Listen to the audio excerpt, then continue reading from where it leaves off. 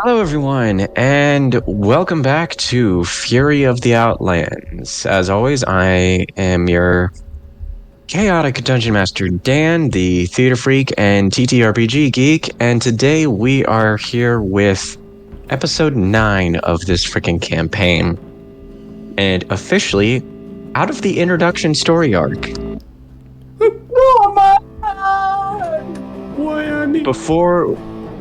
Before we get into the recap, time to do a couple of plugins. As always, if you'd like to know what the hell our lives are like outside of D&D, go over to Spotify and listen to our podcast, Guys.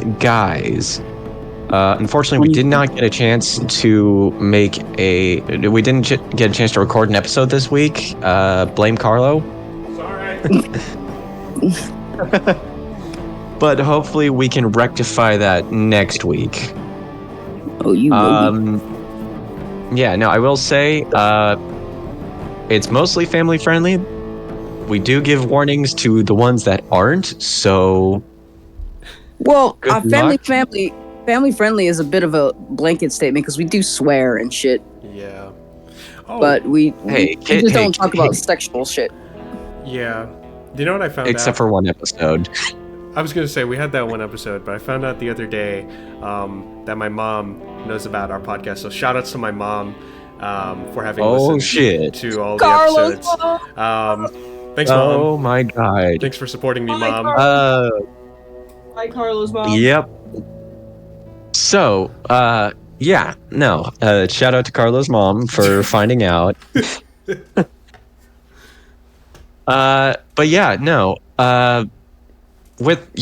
It's family friendly is a blanketed term, but at this point, kids are watching Deadpool and Rick and Morty. We're fine. Yeah. Why should if you have a more artistic appeal to things, go over to various social platforms and check out Angel's artwork stuff at Tenchi Art. This guy does some good shit. He's the reason we have the cool character portraits for most of our campaigns. Yeah. God damn, he's good at it. He's awesome. He eats what? I eat paint. That sounds about right.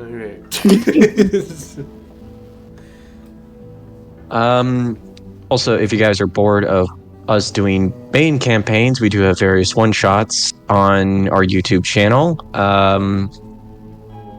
Hope to do more in the future, who the fuck knows. But yeah, I think that's it for the most part. So, now let us get to the recap.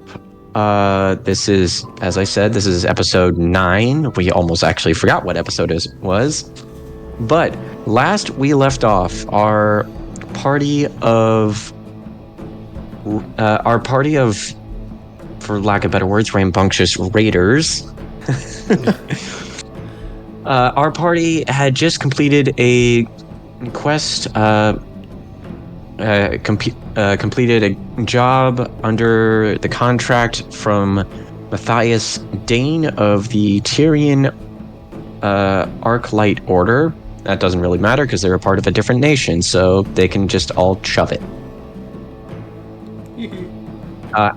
After completing the contract and more, the party led Matthias and a group of Tyrian mages who were captured by the Night Heralds back to their original excavation point, and then back to Baron's Rest, to which Matthias then agreed that the contract between them was complete.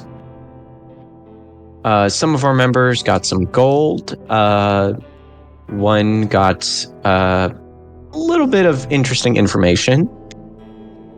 One of them just decided to be a good Samaritan and be like, I'm just here. And then the party decided to try and take a break, but was then kind of interrupted by the rumors of the last few days of hearing that the Night Heralds had actually taken a hit within the last 3 to 4 days by what sounded like 2 people who somehow was able to take out a third of the Night Herald's population within their own headquarters.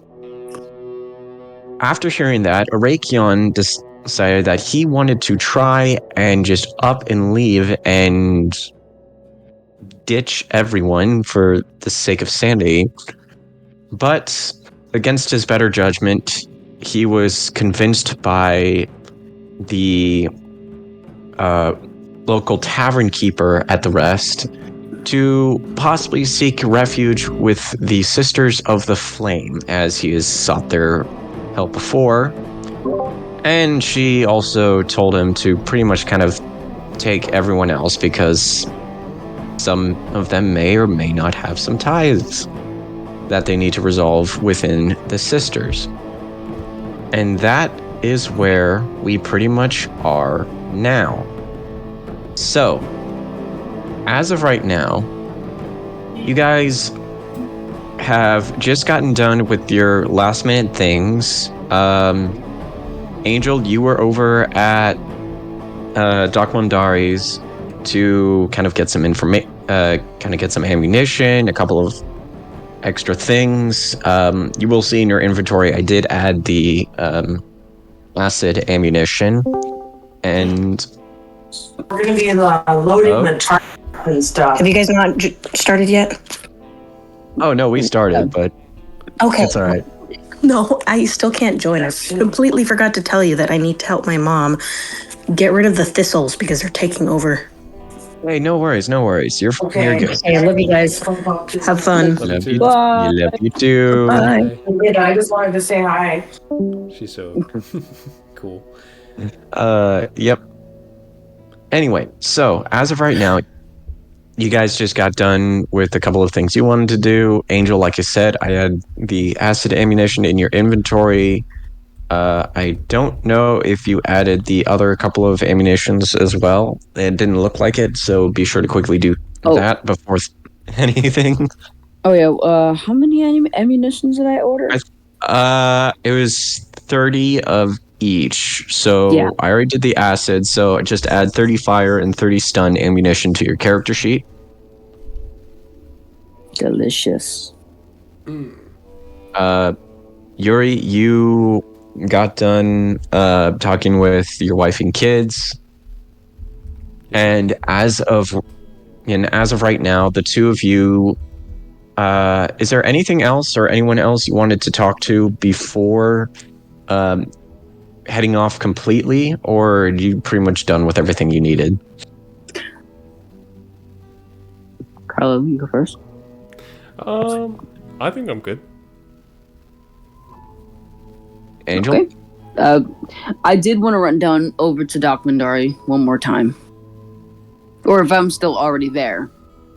I can say at this point you are still already there. What is it you wanted to do over at Doc's?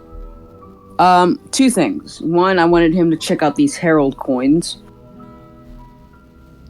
Alright. Yeah, no, he takes a look at the coins, kind of inspects them. 25 of them. I wanted to see if he, what could he do with these? Either, turn them into regular coin, or find any sort of value in these, or what can I do with them? Let me roll something here. Actually, while you do that, I'm gonna go grab my charger. Be right back. 1 second. Okay. Trying to remember, did I originally say that these were golden material, or did I say they were something else? I'm not sure. I feel like so long ago when we got them. Right. I'm back. Well, back. Yeah. I am double checking. There's some double checking to see if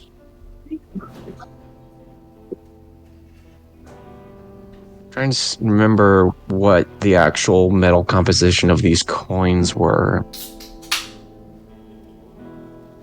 I thought that they're made of shadow steel. They're not made of shade steel. Nice try, man. Could you imagine? And you find out these coins are the rarest artifact in the world. Yeah, I got 25 of them, so they're gonna give me a nice fortune. I can actually move out of Outlands with that money. Yo. Yeah, no, I don't have it listed in my notes. How about this? We can come back around to it. Like I can. Yeah. No, Yeah. I'll have to find the episode and look at the transcript. But what was the other thing you wanted? I wanted to ask Doc if he had a chain. Like, here, I'll roleplay it real quick. Yeah. You know what, Doc. Yeah, I'm gonna say you had that in your list of materials from before. Oh, So cool. I'm gonna say that. Yeah, I'm gonna say he threw that in with the rest of the materials you asked for. Let's go, Doc. All right, so yeah, he's a freak. Anyway, he takes the chain and he's gonna take it out of the pile. Huh? Doc's a fucking scavenger. You think he's not gonna have freaking links of chain just hanging around? Fair. But he is going to take the chain and he's gonna go full Ghost Rider style. He's gonna wrap it around his torso. Yes. Oh my god, you're literally going to start becoming Kratos eventually. He's got the chain. Yeah, he does have the freaking chaos blades that are attached to chains. Yep. Yeah. But this isn't for Yeah, fighting. no. It's more for just like utility, like if I want to climb a rock or whatever. All right. I'm gonna say. God fucking. Yeah. No, you have a.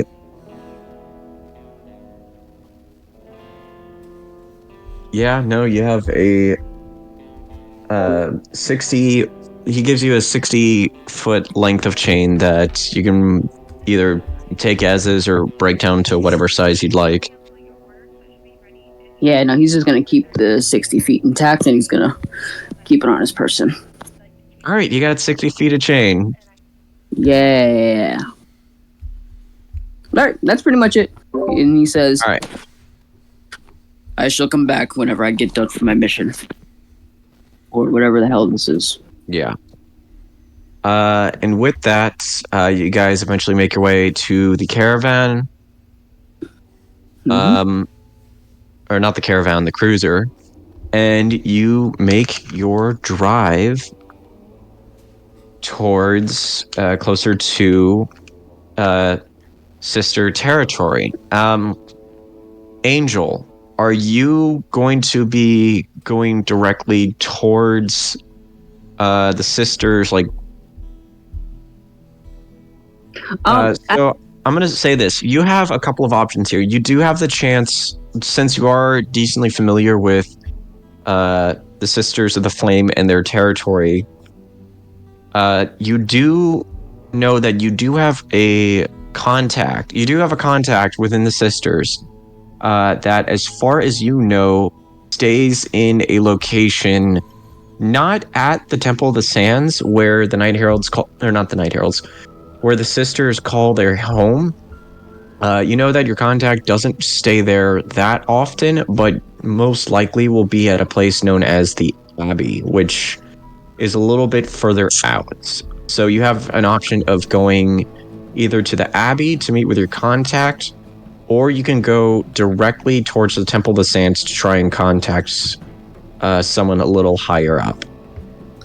I think he's gonna mostly take a sort of a back way. Is there one of those locations? Can I maybe go through a mountain range or some sort of difficult terrain, just in case if anybody is looking for me, I can lose track in that sort of thing.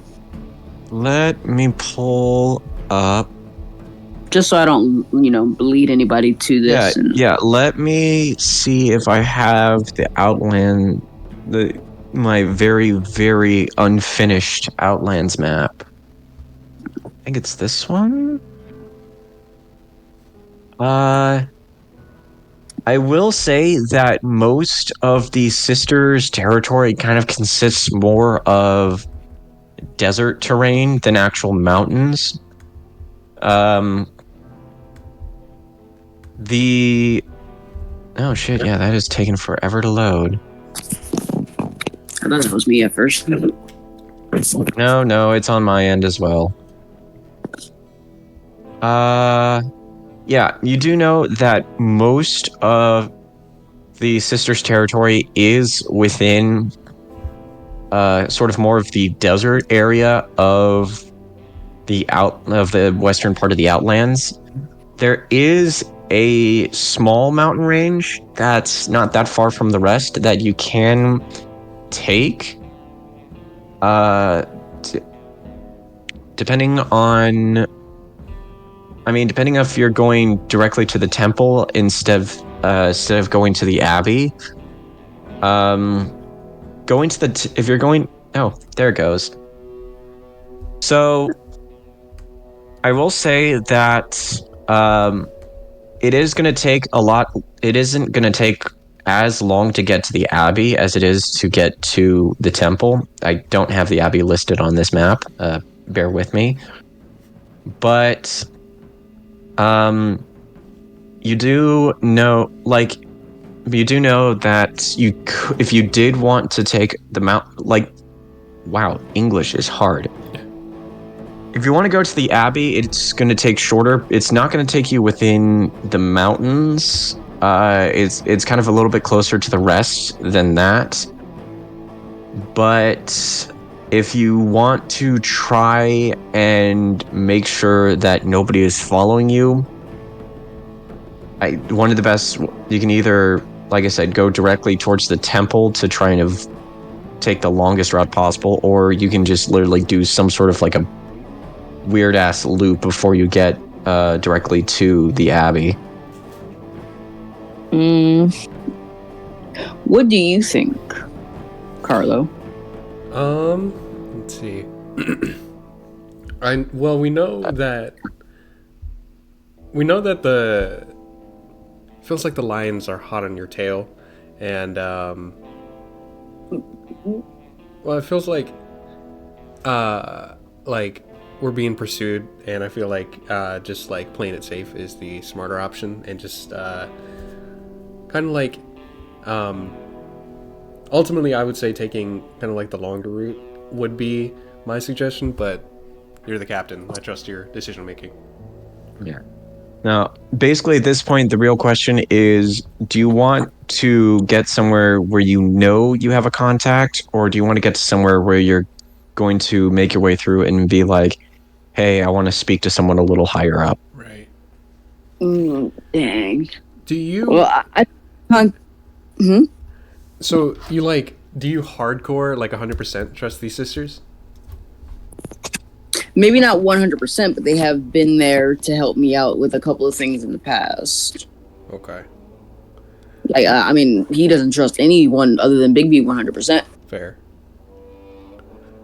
Okay. But I think what I'm going to do is I'm going to go for my contact, because I can have a better chance at, securing help, rather than I'm walking in there and it'll take a little longer for them to recognize me or whatever like that. Yeah. And also, I think it'll be a little safer to go that way. Yeah. Yeah. So then you're gonna go, and so then you're heading over to the abbey then. Yes. All right. Yeah. Okay. So yeah, you've been here. You've been to the abbey before. You know the way. And since you know that you're most likely being targeted by the lions, you know basically what routes to take to try and take a little bit longer, or trying to throw someone off the trail.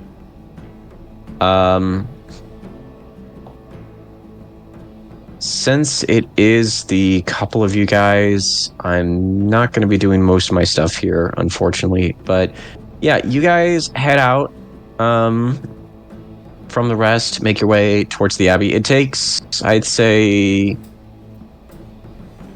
at the very least 2 to 3 days. It also depends on like how long you really want to drag out making your way to the Abbey.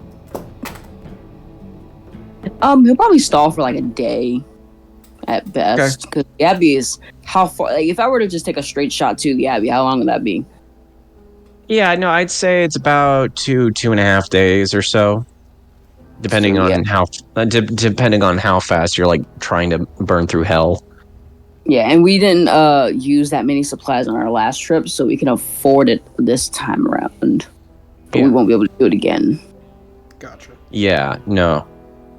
Okay, so yeah, it takes you about 3.5, 4 days for the entire drive. And you then make your way to the Abbey. Let me change music here for a sec. I hope the woman's name is Abby. Could you imagine? No.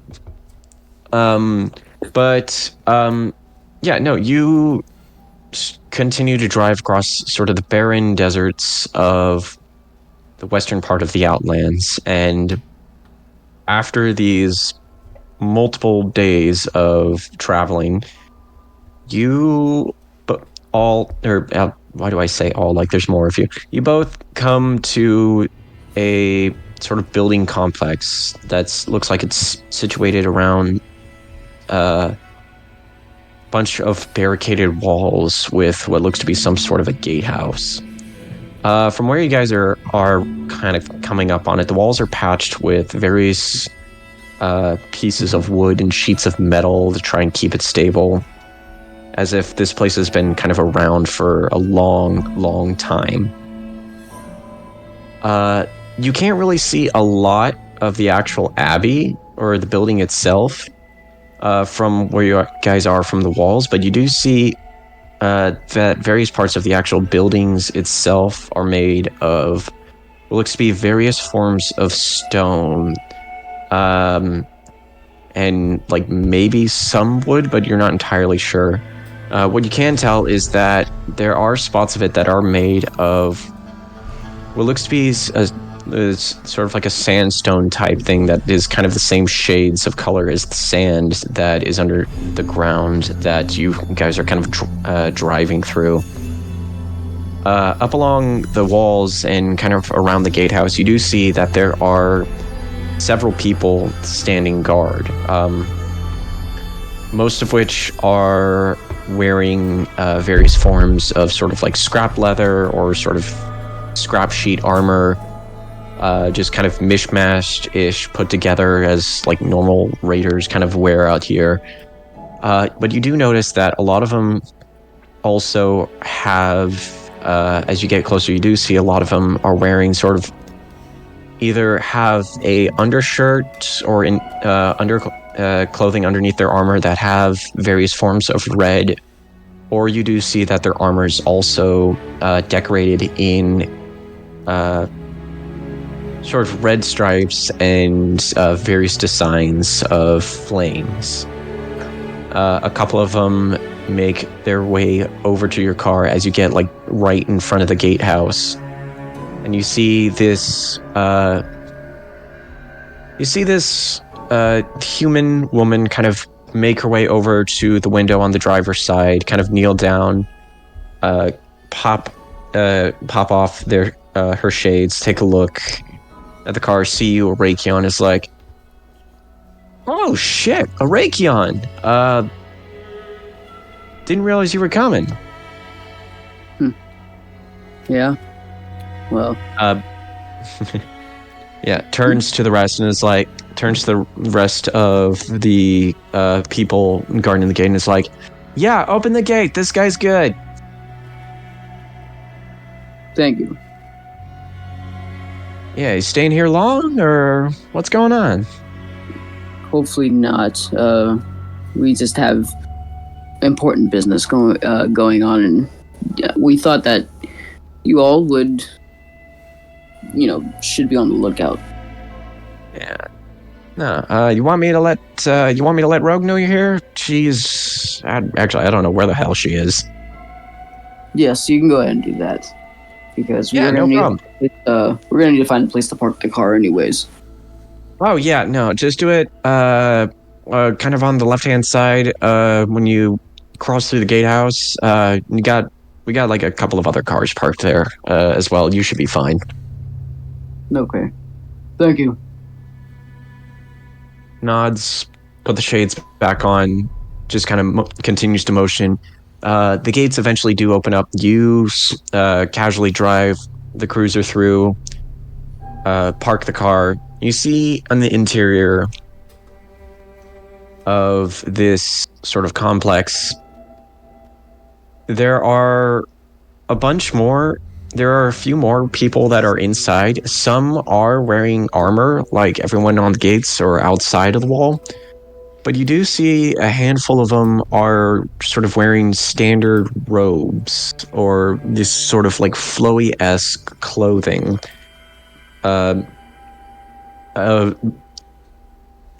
Reds and oranges and different. You can definitely see that they really do put a heavy note on this sort of fire motif in terms of like wearing symbolized clothing. You start to make your way to through the exterior, and you do see that there are you do see that people are kind of looking towards your guys' direction, not in a weird way, but kind of like nodding, like Arakion, they know who you are. You've been here before.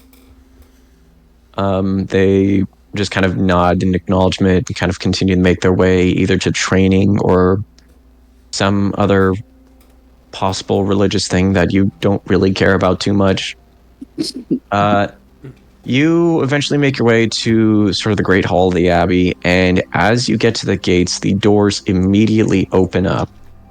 And in front of them, you see a halfling female, sort of a bit on the slender side in comparison to most of the combat looking sisters. She's got leather armor on and got like a couple of daggers or sheath to other sides, and she's like, "You son of a bitch, what the hell are you doing here?" Emergency things happened, and we're gonna need to talk. All right, yeah, no, come on in. You just kind of looks to Yuri and everyone else and is like, "Shit, you actually make friends this time?" Unfortunately. How's it going? Just kind of looks at everyone and is like, "Well, shit, looks like I owe some of the others about 10 gold. Anyway, come on in. What? Were you betting against me? Oh, I was betting that you wouldn't have any other friends, yes.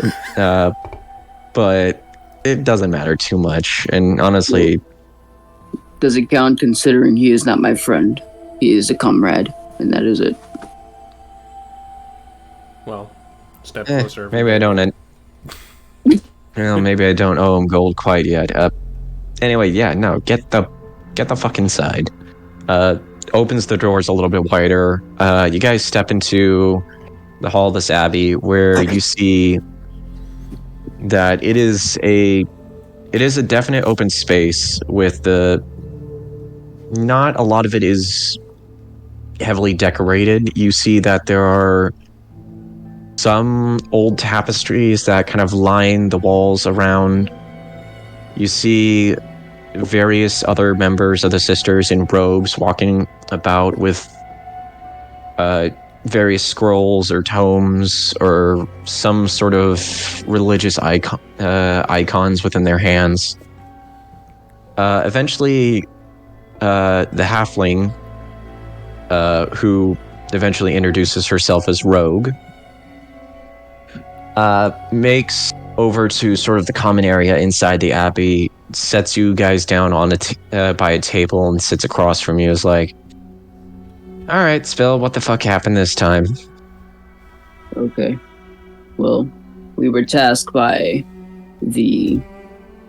You're tasked by a bunch of wizards, more like a wizard apprentice, to rescue his master and, well, more like to meet up with him on the other side of the Outlands. Our job was to serve as bodyguard, to guard him all the way there, and to, just drop him off. But things went sideways when it turns out that he was kidnapped by the Night Heralds. Fantastic people. When he got kidnapped, they put him in sort of a contract that sort of made it so he couldn't be unbound from them to be served over to some magical armored man. Yeah. But yeah, you've heard of it. Oh, yeah. We knew of the contract. It came through, I want to say about a month ago, but sisters sure weren't allowed to actually take that. It was considered almost inhumane for what was going on. And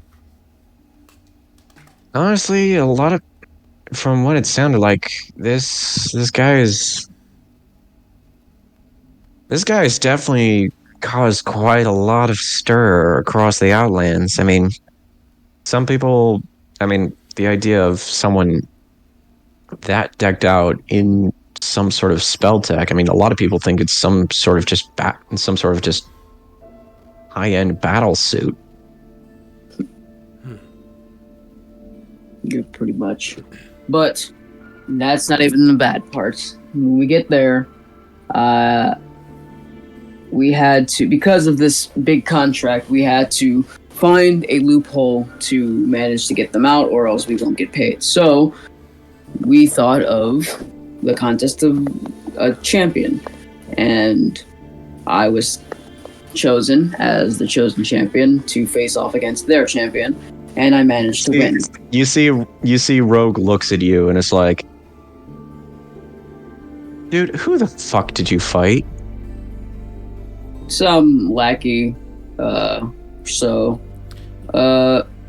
was her name again? Liza, yeah. Her name, Liza, more of sort of like a weapon specialist like me, but most likely a grunt.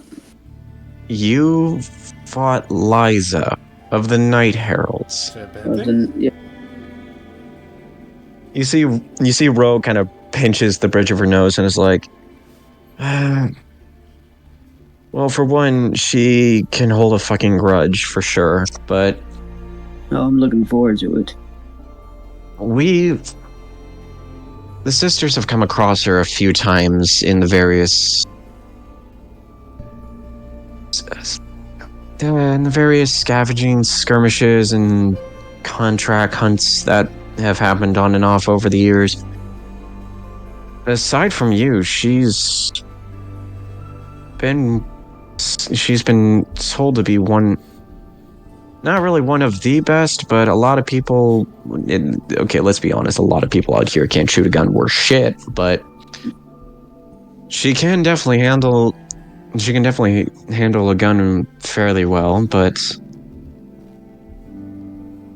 it's honestly been one of the things that's helped her rise through the ranks within the Night Heralds to be the weapons specialist. Indeed. And I managed to take her down, and we freed the wizards from getting traded and such. But when we return... Did you do that bullshit token rule thing that a lot of people do out here? No. Nope. Roll a deception check. how would she know about the thing? God damn it. I'll give you the help action by being like, yep, he did not. Definitely did not. I Yeah. was there. Oh my god. Alright, yeah, roll Alright. deception, buddy. 15. She rolled very shittily, despite having a better modifier than you. Everyone has a better modifier. She takes a sigh of relief and is like, alright, well, that's a relief. Honestly, I thought that rule was kind of bullshit for out here anyway. I mean, do you have any idea how many of the sisters have actually had to patch up because of failed challenges? I can't imagine. Well, anyways, we've managed to get the wizards out, and upon returning back to the rest, it turns out that someone is murdering all of my old teammates from the Lions.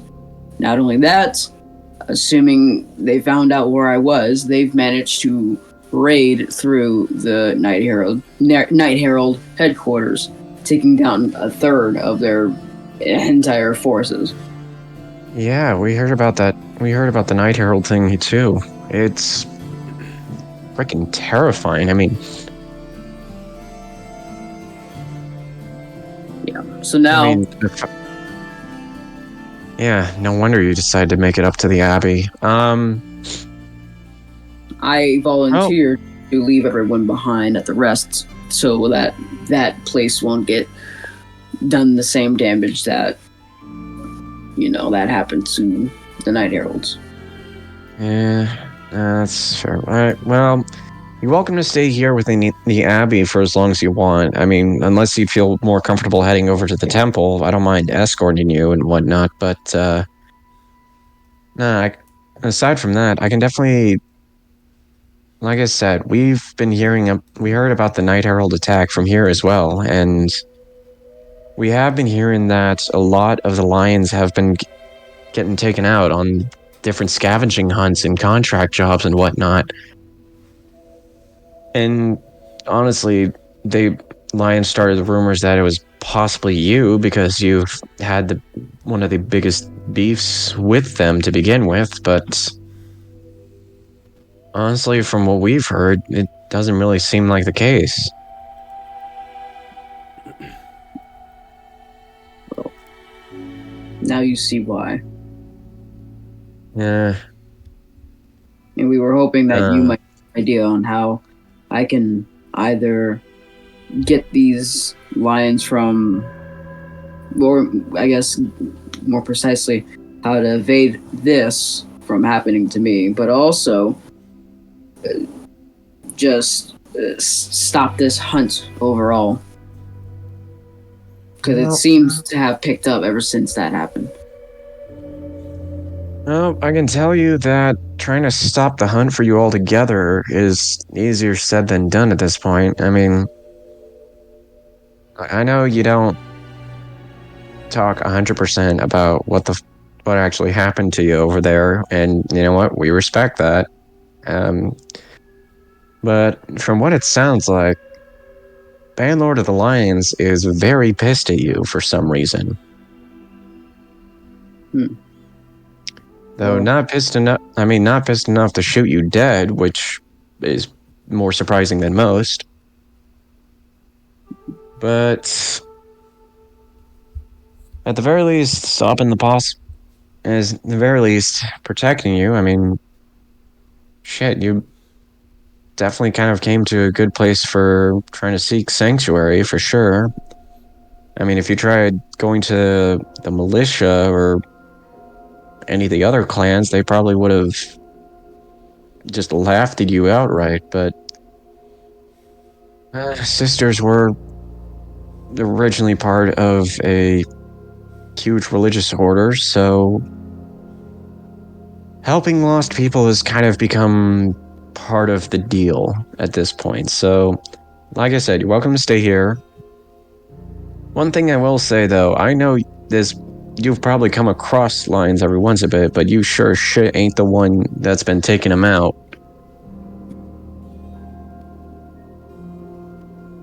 Definitely not. Not even I would do something so low to as kill those people. Yeah. From what I could guess, it might be this Spelltech Raider person. That's. It would have to be someone who is insanely mad at me. At the very least, insanely mad at the Lions. That, or it could be an out, considering that I am an enemy to the Lions.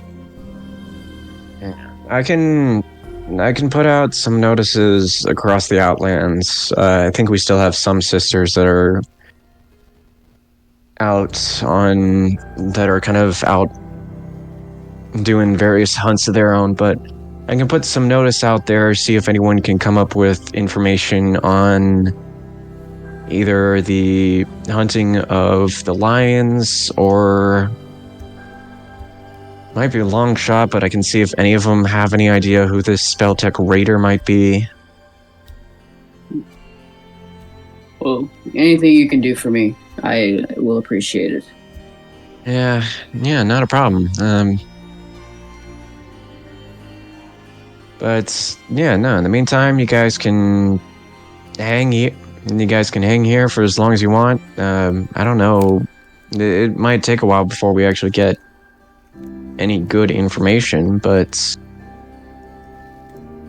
whatever happened, you certainly end up in some deep shit this time. I honestly am contemplating leaving just leaving the Outlands in general. But I would need to collect as much gold or whatever as possible. God, it's not expensive to live out there. Yeah, no, I mean,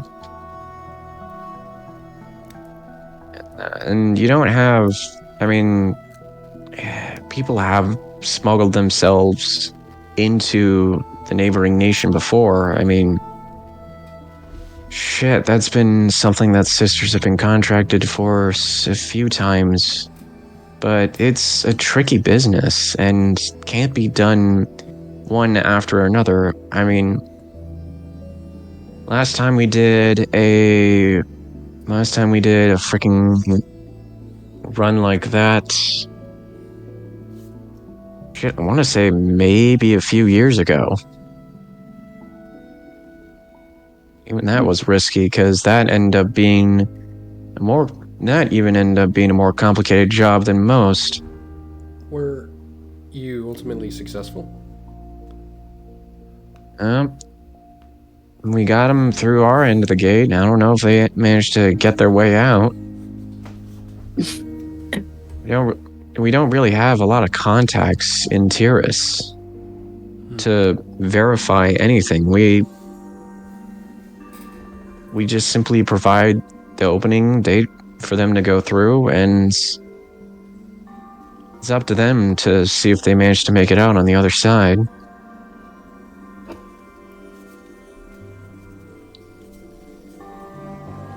Well, meanwhile, as we stay here, do you have a notice board or a bounty board? Something to keep me occupied. Maybe. I think I can think of maybe someone. I can at the very least think of someone who might have more information around the Outlands than me. There's this Yanti guy that's been kind of roaming around the Outlands a lot these days. Kind of a weird type, to be honest. But he's been one of the best ways of knowledge out here that I can think of. Actually, he might still be around the abbey. He said he was heading to Temple of the Sands to meet up with someone there to get some sort of information about some pirate crew or something. I don't know. All right, well, trying to think. Hey, damn, hang on. Yuri. Well, actually, he's gonna say this in character. Yuri. Brother.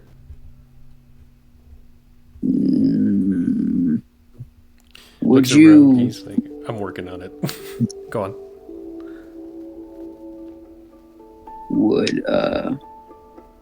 How do you feel about going out on a job?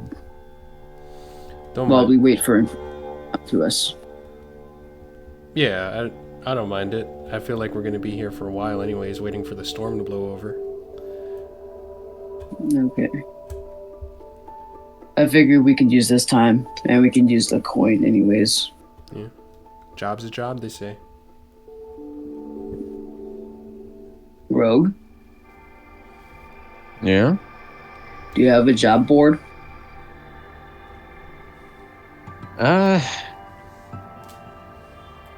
We should. I mean, granted, this isn't really considered a settlement like Baron's Rest. It's more of an outpost, but Oh, well then, if there's no board, how about, do any of you all have any jobs or anything that I can do around? Whether that's go get supplies, help someone out, kill someone.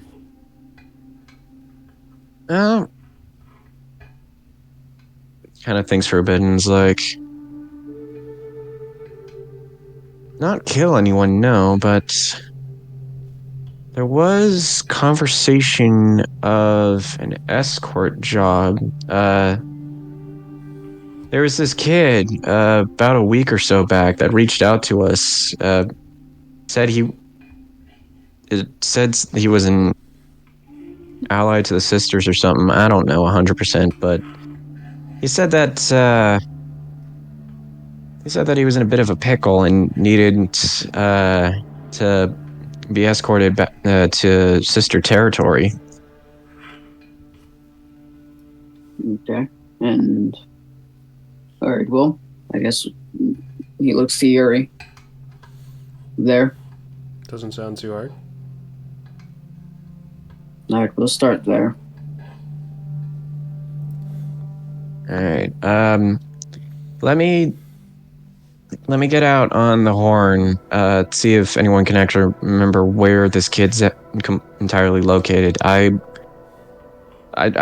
wasn't the one that actually came in through this to this information. I was reached out to it by, just the various communications and whatnot. So it's probably going to be a little bit before we actually figure out where this kid is 100%. But no, once I get everything for you, I'll let you know. Perfect. We can, I guess, look around, settle down. Yeah, no. Take a break, relax, pray if you need to. I don't know if any of the rest of you are religious or not. I'm not, personally. Brother? Yeah. I'm not. Yeah, no, I know he sure as shit isn't. But yeah, no, if you have any questions, just ask one of their sisters or whatnot. I think Sister Kalia is a little further in. If you have any more specific questions in certain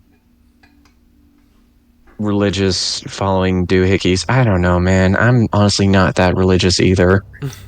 Understandable. But no, let me get on. Let me see if I can reach out to some of the other sisters outside of the territory. See if we can figure out where this freaking kid is. Great. You take your time. Yeah. Thank you for your hospitality. Yeah. Any somewhat friend of Arakion is a friend of mine, and even if that wasn't the case, hospitality is a core thing for the sisters. Fuck if I know why. With that, she makes her way away from the table and starts to head off in a different direction. All right. So with that, what would you guys like to do? Like Rogue said, it's going to be quite a bit before you actually get any more information about this. So it's you kind of have some time to take a quick breather or something. Hell yeah. All right. You go first. What do you suggest? What do you suggest? Well, I went southern there again. God damn it. Wrong accent. Yeah. I was gonna ask one of the other sisters about kind of a sort of more private matter. I don't know if you had a thing you wanted to do before we, hear about this. All right, talk in character or is this out of character? It's in character. Oh, this is in character. Okay. My fault. Yeah, he was like, I was gonna speak to one of the sisters about kind of this more private matter. I don't know if you had kind of like a downtime thing you wanted to do. But I'll go see about living quarters and something to eat. Right. They'll stay behind and they'll go about their own thing. Gotcha. I do see why you trust these sisters, by the way. They seem like a respectable clan. Yeah. I scratch their back, they scratch mine. I certainly get that vibe from coming in here. They seem like a pretty welcoming bunch. Generous of them to help people get to the other side of the gate and shit. Indeed. Alright. That's what you can pretty much expect from him. He's just like with these one-word answers. Yuri, fully runs out of things to say. He's like, I will meet up with you later? Yes. And then he goes in the direction of a shop, or not a shop, like a place where you can find a room or something like that. Yeah. All right. And with that, we will actually diverge away from Arakion and focus more towards Yuri. Do you want me to leave? Like, go into the back rooms? Yeah, let's have you go to the back rooms for this. Okay. Yeah, just step in the case. fuck out. Damn. Hi. Am I in trouble? Yes. Oh. So, you and Arakion kind of go separate ways for now. Sorry, I have someone like texting me at the same time. You're good. So yeah, no, you and Arakion go separate ways. You start walking around asking if anyone so like as you're going around to these sisters, like what are you trying to kind of go for specifically right now? He kind of just invites anyone that seems like they know anything about kind of like magical curses, or like heard any rumors of like similar things happening, and then whoever gathers around, he'll like, for lack of better words, trauma dump and just tell them about his dad. Yeah. You see as the beginning of that, a lot of the sisters here are kind of seem to point their way towards Sister Kalia, who Rogue mentioned once before, and quickly kind of direct you towards her direction, which in this case kind of leads to a kind of sort of side area of the abbey, which as you're going through, you see that there are sort of smaller sections to where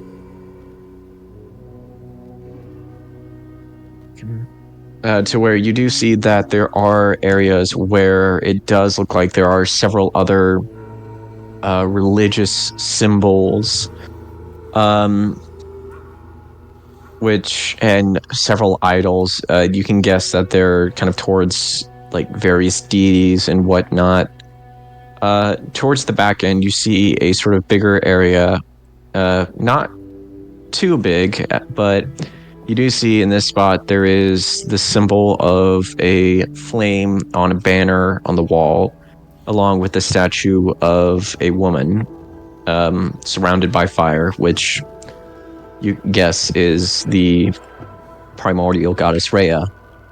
In front of the altar, you see a woman dressed in sort of the same robes as sort of reddish robes as like a lot of the other sisters here, and she turns and you see she is a sort of older tiefling female, bronze skin, dark red hair, orangish gold eyes, horns that kind of curl towards the back of her head.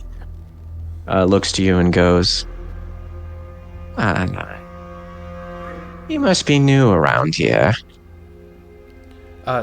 Yes, ma'am. My name is Yuri. I'm a visitor. I came with Arakion, actually. How are you? I am doing quite well, thank you. You said your name was Yuri, correct? Yes, ma'am. You wouldn't happen to be related to Dimitri, would you? His eyes go fucking wide. It's like, yeah, do you know anything about him? I do know him. He actually came here once or twice when I was a lot younger. It just kind of walks kind of closer to you, kind of looks in your face, and it's like, yes, I see it now. You have his eyes. But yes, he came here quite a long time ago,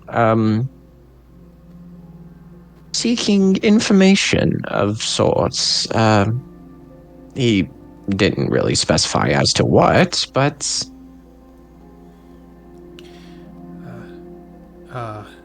Yes, ma'am. Thank you for telling me. I don't know how much he told you about, ma'am, I don't know how much he told you about the curse on the Volcanovs. Not quite much, but he did say that he was concerned about leaving you, as I'm guessing you are his son, if I'm not mistaken. Yes, ma'am.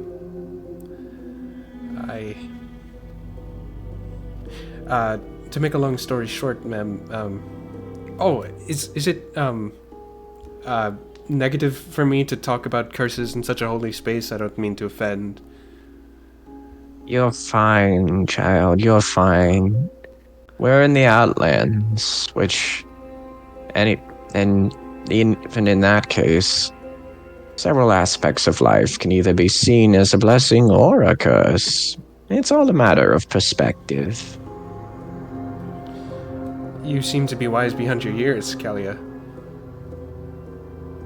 Oh, well, I was raised within the religious side of the sisters for all of my life. Checks out. Yes. Yes, ma'am. So to make a long story short, just in every generation, ma'am, there seems to be some kind of disappearance. One day, for every generation, every family, the father just up and disappears. There's always, there's never really a consistent date or time in which it happens. All of the men have kind of tried to solve this mystery, gone mad, different coping mechanisms for all of us. And I was just curious if you knew anything about that, of any, rumors of, male parents just disappearing one day, and I don't know if you've heard of anything similar. She kind of nods as you're telling this, and eventually, as you do, she goes back to the altar, sets a few sticks of incense within a burner of some sort, uses her fingers to kind of light them as the smoke begins to kind of rise. Takes a deep breath, kind of looks towards the statue and goes, "With your particular kind, it is an interesting sort, and I will say that if it gives you any comfort, you and your father aren't the first of fire genasi that I have seen within the Outlands. We actually have a couple within the ranks of the sisters ourselves. Albeit, they are, for some bizarre reason, quite rare to see within this side of Ekra. But as for this particular case, as for your curse,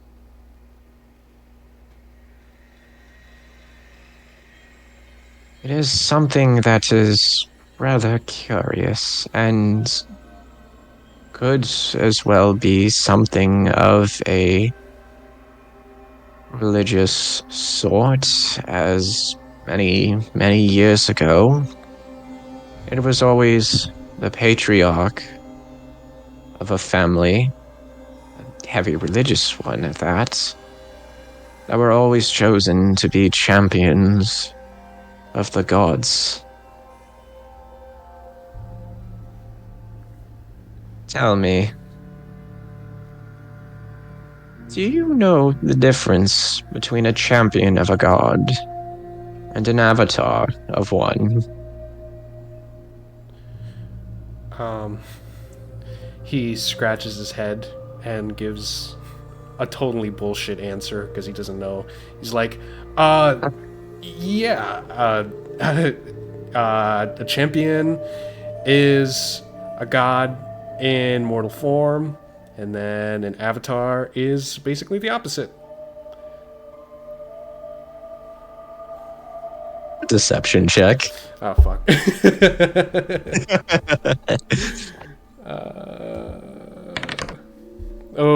5.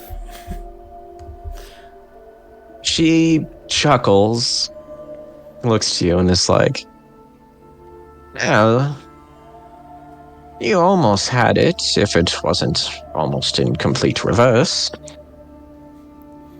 A champion of a god, or what some like to call the sword of a god, is a complete mortal who acts within their own sound body and mind, but act as the muscle of the gods here in the material plane. They follow, they listen to their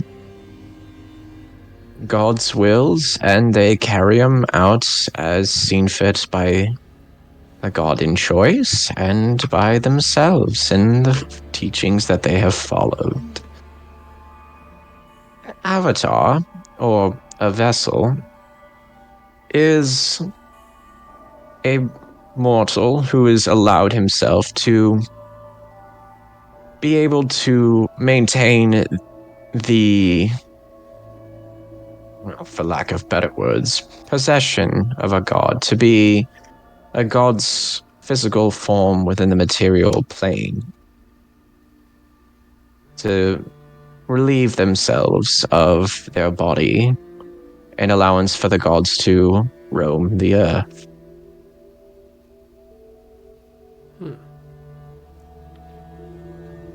Okay. To be chosen for either one of these titles is an interesting sort. To be a champion, it is usually a choice of someone that is very well versed in their god's beliefs, in the belief of the god themselves, and is willing to preach the word of their deity to the rest of Mithrin. However, to become an avatar, it's not necessarily it is not necessarily a requirement to be religious, but in some way you will still have to be sought by the god in question, and to have them take an interest in you.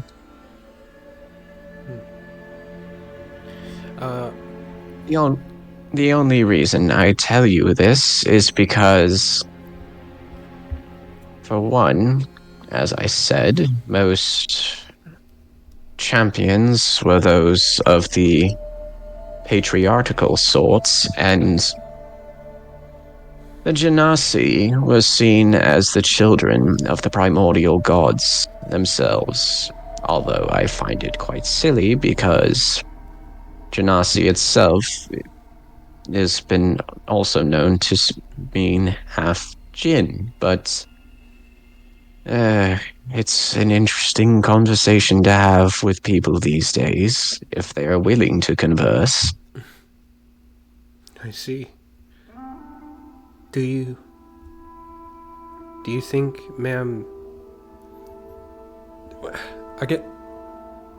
does the relationship to being chosen to be an avatar, does it have to be, like, does the mortal have to agree to it, or does the god have complete control?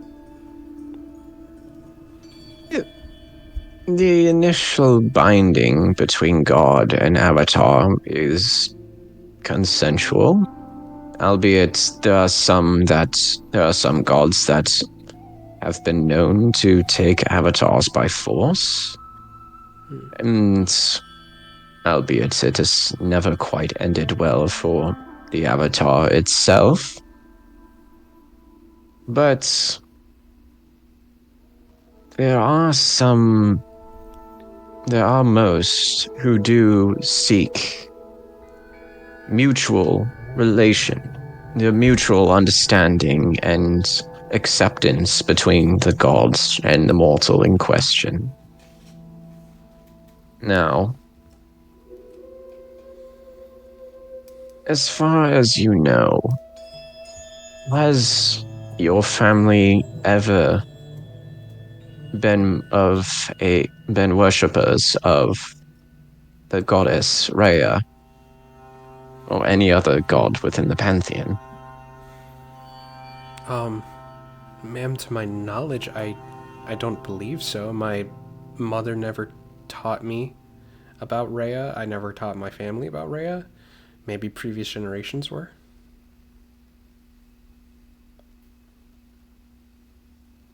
I'll admit, this was a question I never had the chance to ask your father. Well, albeit I was much, much younger than naive, a novice even, but that is something that is worth investigating. For if that is the case, most of the times when someone was to be chosen as a champion, part of their initiation was to undergo various trials and quests to prove themselves worthy to their god or goddess. Sometimes these trials would take hours, depending. Sometimes they could take even longer, days, weeks, or even years, if the person has been able to survive, that is.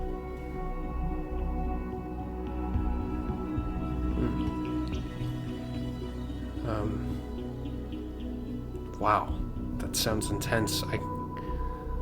From what I can picture of my father, I mean, it's not like it's out of the question for him to do some crazy divine trial BS, but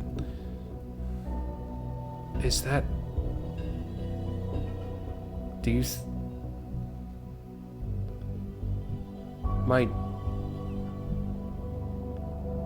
Ma'am, do you think it's a possibility then that my dad...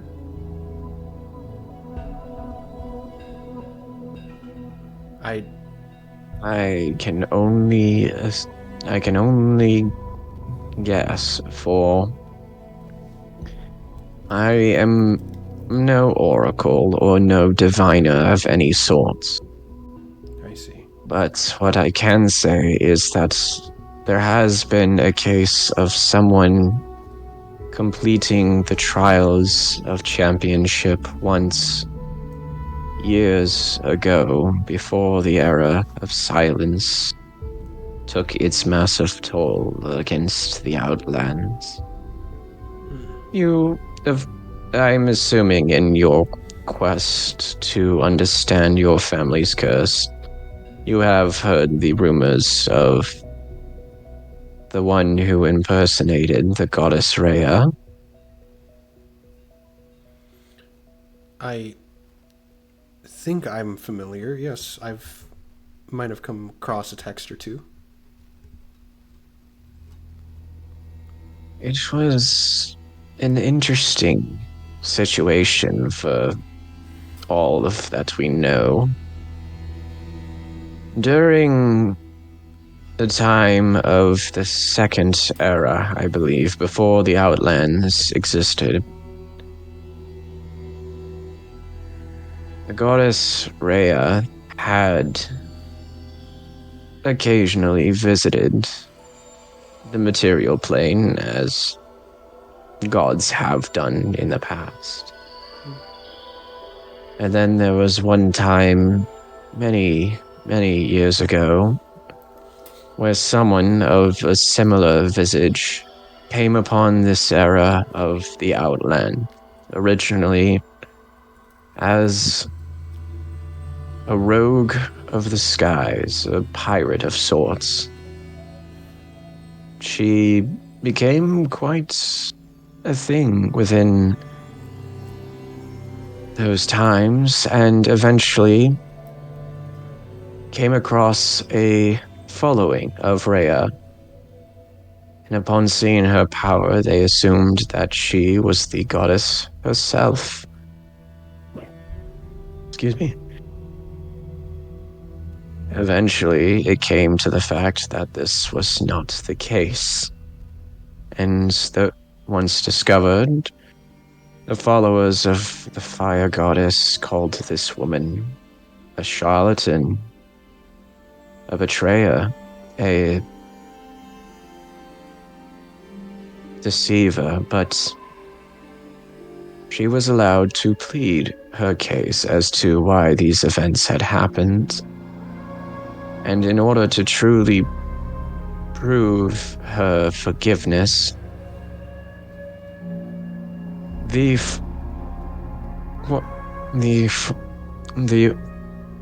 monks allowed her to take the challenges of championship for the goddess herself. After months and what seemed like quite a long time,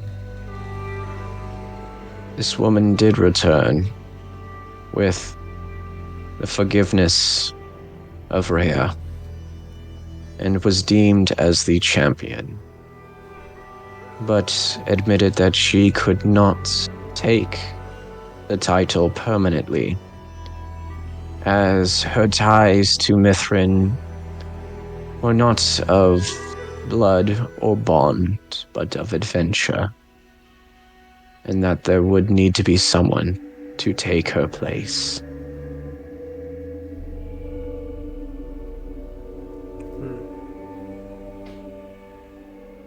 So,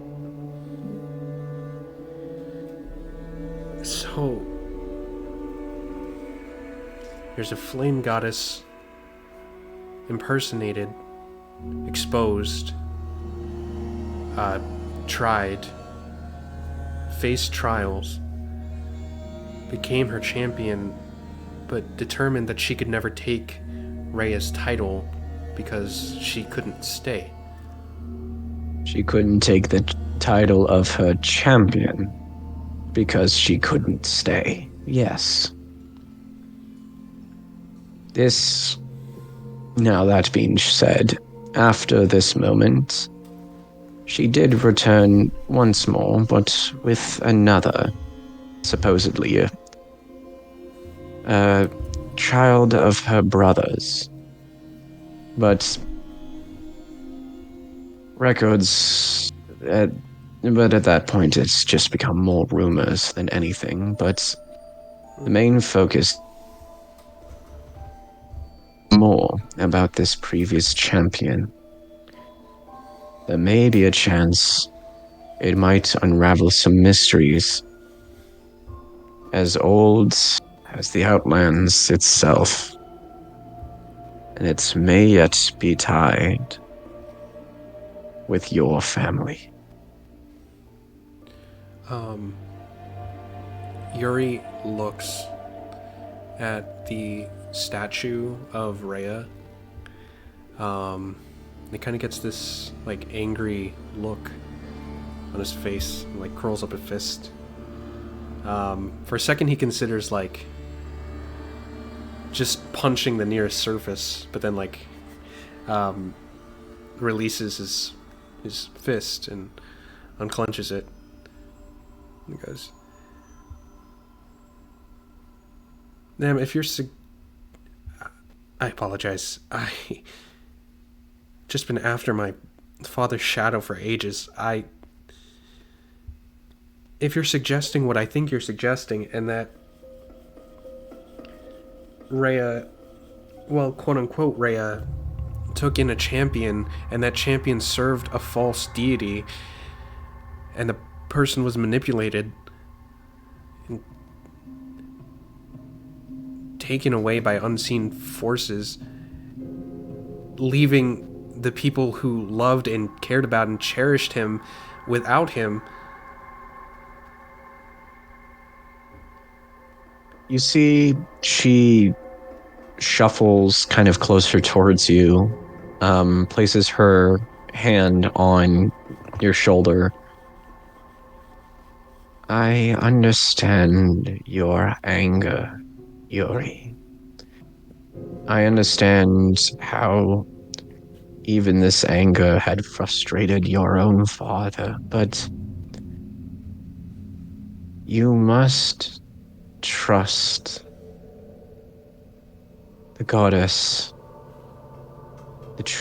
in that hope that everything has an answer, and that one day there may be a chance of you reuniting with your father once more, and this curse being put at an end. But the answers that you seek can only be truly seen if you look in the right place.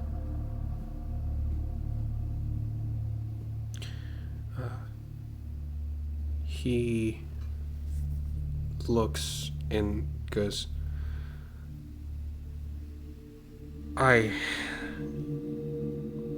You're asking me to do a lot, ma'am. You've just told me that this goddess was impersonated, and if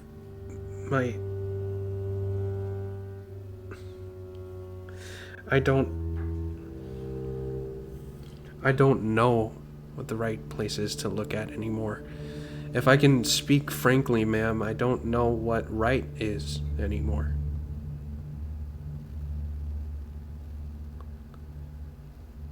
Right, wrong.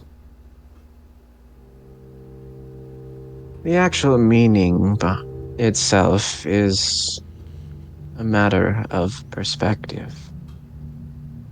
What one sees as right could be seen as wrong by another. What one sees as balance, another might see as disarray. What one might see as forgiveness, another might see as mockery. But in the end,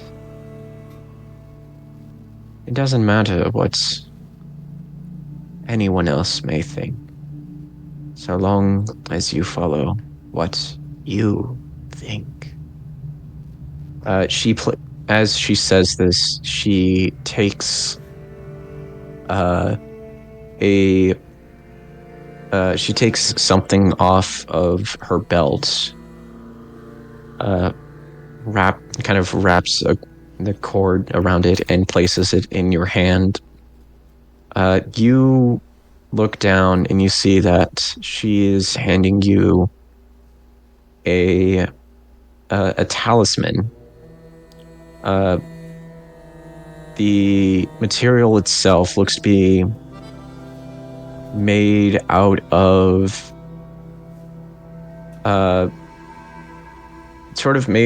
a worn, sort of like wrought iron metal, shaped to look like a flame, much like the one that is on the tapestry on the wall. And she says, I know you said you are not of a religious sort, but maybe there is a chance that if your father did follow a path, as did this imposter, and seeks to be a champion of a goddess, and maybe her blessings are more on your house than you know. And all you have to do is listen.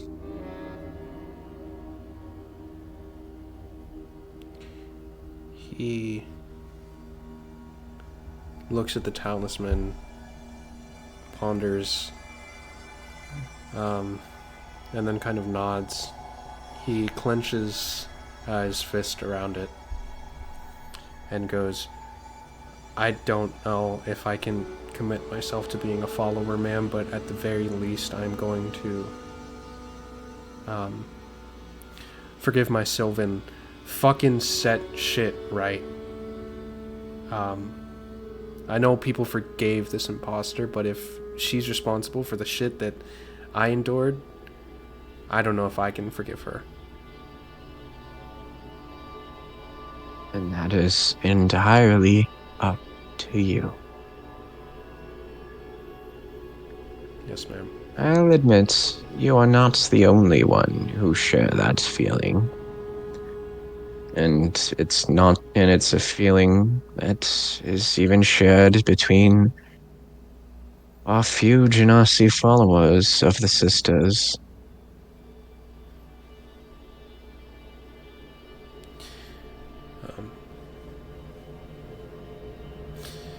Ma'am, if you don't mind, he'll pocket the talisman and say,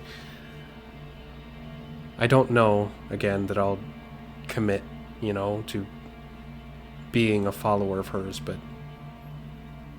will you walk me through a prayer towards her? Of course.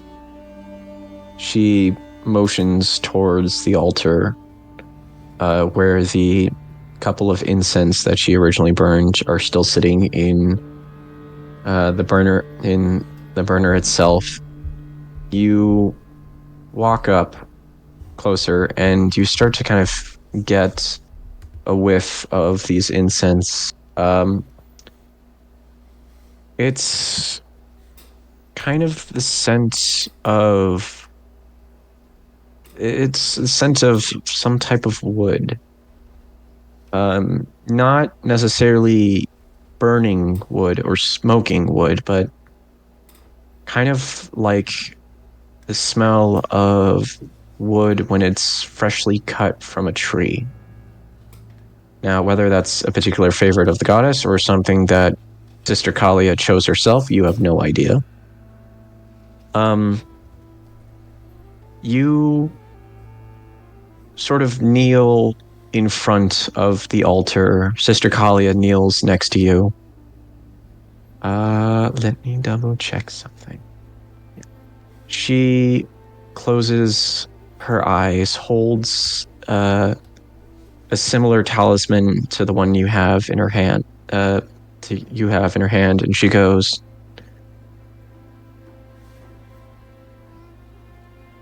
"We make this prayer. The gods above and spirits below. The Fire Queen, Lady of the Plains of Fire, Rhea. We ask that you bless us this day. Prosperity for renewal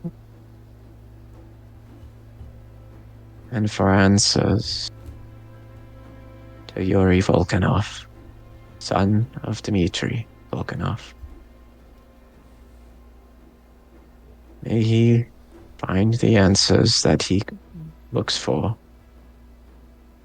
May his quest be fulfilling,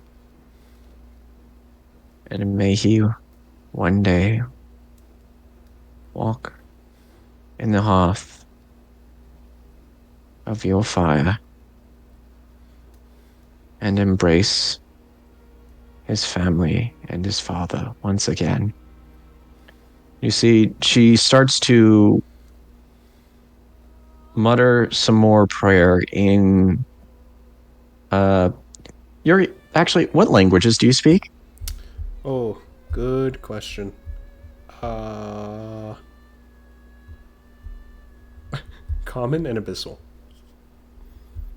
Okay, so you don't really know what she is saying as she switches languages, but you do know that she is speaking some dialect of Primordial, which in your sort of general, I'm going to say in your sort of general reading of the book that you got from Rathenfell, which I'm guessing you started reading, but maybe haven't quite gotten to the nit and gritty yet. You do know that Primordial is considered the general dialect of the four primordial deities, each of which has their own dialect. What exactly they're called, you have no fucking clue. But you know that at this particular instance, Kalia is sort of honoring the goddess Rhea by continuing the prayer in this primordial dialect.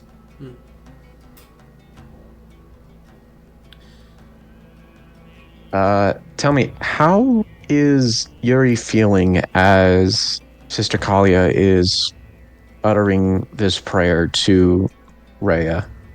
I think Yuri is conflicted. There is anger seething, just like boiling beneath the surface, at the fact that his father might have gotten like manipulated and then, you know, taken away, and then Yuri had to grow up without a father. But then there's also like slight like intrigue because he doesn't 100% know that that's what happened. I think it's just the general like still thirst for knowledge, despite, I mean, this is the first lead he's had in a long time, but I think it's just anger, intrigue, and some kind of insatiable, maybe, curiosity. Okay. I'm going to say, make me...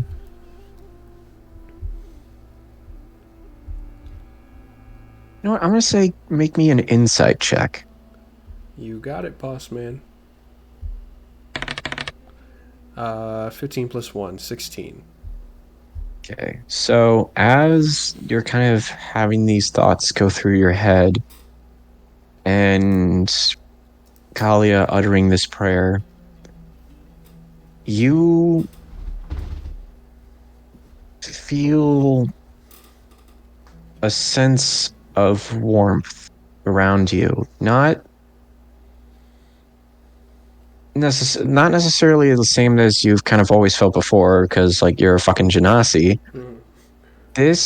While this does kind of feel like a warmth of a fire, there is a sense of possible comfort around it. You kind of look around your settings. Kalia is still continuing her prayer. The incense is still going, but you don't really feel like there's anything in your surroundings that could possibly cause this. You can only believe that whatever Kalia is saying in her prayer is most likely gotten the attention of Rhea to some extent, who's, at this point, you can assume, is now kind of watching over you in some way.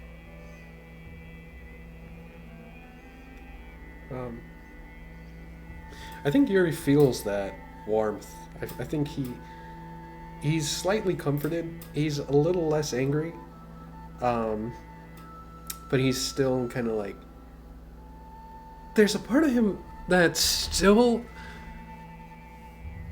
Yuri knows that... Yuri kind of feels that Rhea is not malevolent. But there is still kind of a thing of like... There is still a speck of hatred that he feels or detests for Rhea because of this like lack of information or lack of communication.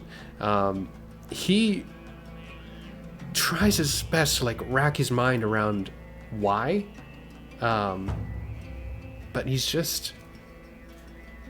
he doesn't really. I mean, he feels the warmth, he feels comforted, but there's still a speck of hatred for Rhea, I think.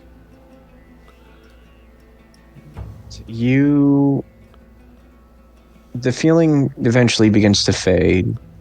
Not necessarily out of disappointment, but you just kind of feel it begin to fade as the sort of sense of Rhea just kind of steps away. Kalia eventually opens her eyes, turns to you, and goes, "Oh, I believe that is well enough, and I wish you the best of luck in your quest, Yuri."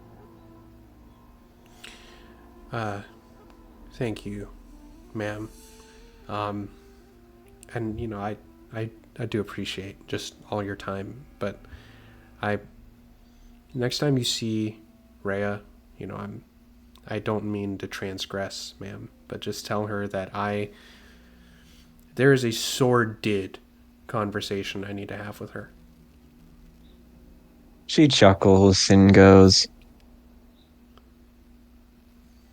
"I will be sure to mention that, but I will say that even if you are not as devoted as myself or some of my other sisters, if you do try to reach out, I'm sure that she will be listening. Okay. I should be going now, ma'am.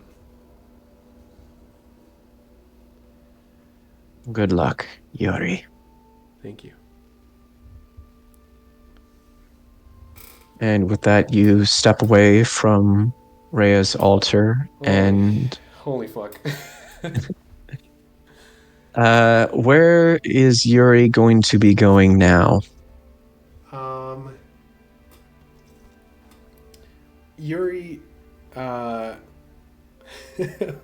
Yuri wanders aimlessly, not knowing where Arakion is. But then also, he has no idea where Arakion is, but is also like, I think he's just like pacing, just back and forth around just wherever.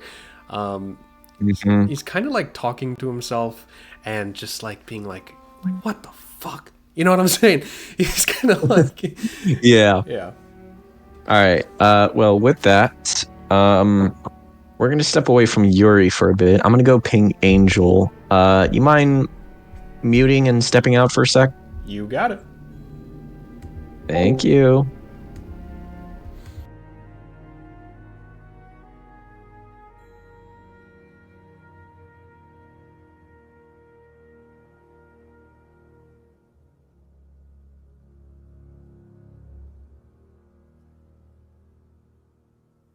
Oh, shit. This has been fun.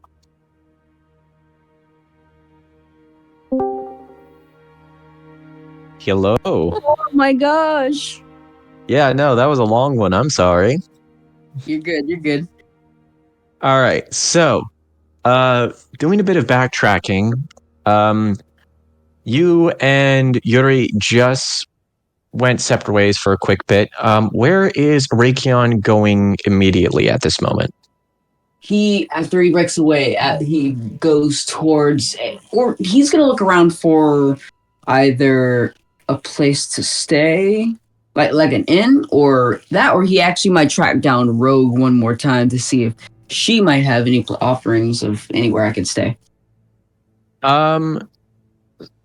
So you walk around for a bit, and a couple of the sisters do actually lead you to some sort of sleeping quarters within the abbey itself that they do reserve a few beds for guests and people and various other sisters that just occasionally go in and out of the abbey itself, whether it's to come back to the temple from a hunt or to go out.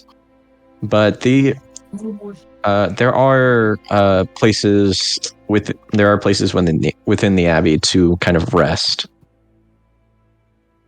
Okay, perfect. Actually, then, like, I guess once he's tracked that down and he's kind of secured a place, he will go into the abbey and talk to the abbot about reserving 2 beds or reserving a couple of beds for the rest of the group. Yeah, no, you talk. It's immediately done. They know you. They're fine. You walk into this the one spot for you. The room itself is sparse. There's not really much decoration inside, save for maybe a small banner and idol for Rhea, which, I mean, you're not entirely surprised about, but not really your thing anyway.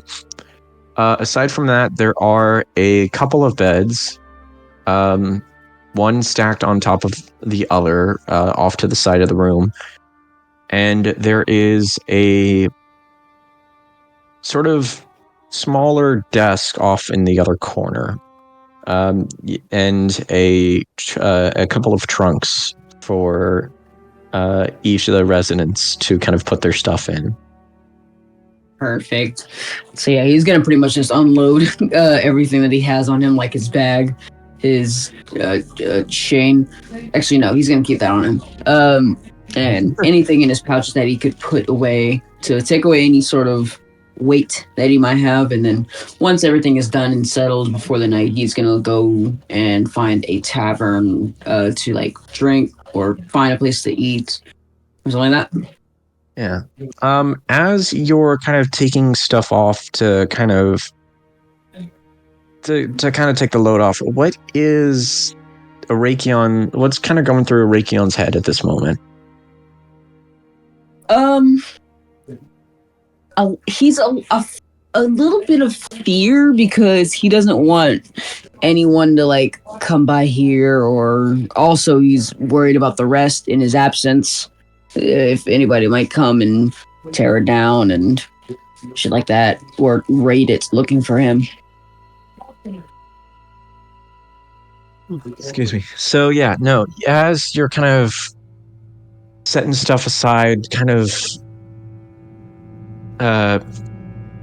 your thought process is kind of like going through this. You are definitely you're definitely worried about the rest. You're worried about the doc. You're worried about Callie. Like they are the closest things to friends that you have out in the Outlands, except for this group of party members that Callie decided to throw in your face.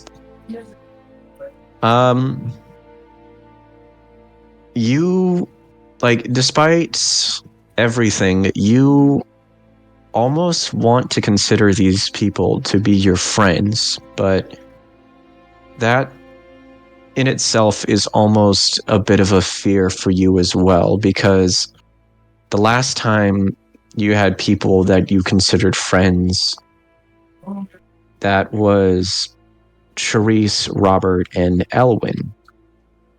But I mean, at this point, Charisse and Robert pretty much betrayed you. They're not really much of your friends anymore at this point anyway, right? And Elwyn... Hell no. Yeah, no, and so... Elwyn's... Yeah, and Elwyn... Elwyn's not around much anymore, so at that point, it's kind of more a friend in memory than anything. Yeah. The only person he mostly considers a friend is Big B. And that's even more like a more than friends, like a brother sort of thing. Yeah. No, you've developed, with Big B, albeit it was completely unplanned in the fact that Big B just kind of showed up in your stuff. The two of you have definitely gone through a lot, and you have definitely developed a kinship towards this kobold, which, I mean, is not entirely surprising. I mean, kobolds and Drak Henri are considered to be, are all basically Dracokin to begin with anyway. They all have some form of draconic blood in their veins, but for you, it's not really that, because as part of the Lions, you weren't really as much of a believer in sort of the strong bloodlines thing as much as the Wyvern Acts were. Those guys are fucking crazy. But batshit insane. Yeah, no, but your kinship with Big B is definitely a lot stronger than with anyone else, especially anyone else within the party. I mean, Yuri, he's chill. Crystalina, she showed up out of the fucking sky. You don't know what to think of her. Icarus is a bit of a conundrum. Not necessarily in trying to figure out, and not necessarily in who he is, but in the idea of whether or not you should trust him.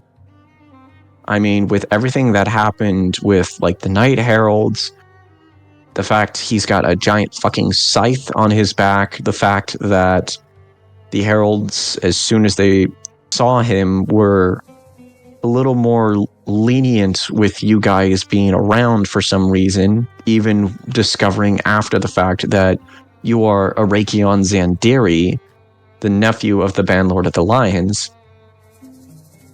something about that guy doesn't quite sit with you. I mean, you can tolerate him because he's good in a fight, but I feel like you're still a little unsure of whether or not you should trust Icarus out of almost everyone else in the party. Honestly, when it comes to if he had to put into a list on who he trusts over everybody else, he obviously Bigby is first. Then the second one is Chrysalina. Third is Yuri. Fourth is Paladin Boy. And the last is definitely Icarus. Yeah, so Icarus is at the bottom of your trust list. Why Callie thought that you'd work fine with this kid to begin with, you have no idea. But I mean, at this point, you know this guy sure as shit ain't a tiefling. The way that he was kind of treated around the Night Heralds. And you don't know if that's the most interesting part about him or the most concerning part about him. Honestly, to him, either one, he doesn't really care too much, especially knowing that he's part of the Night Herald or whatever. 100% no.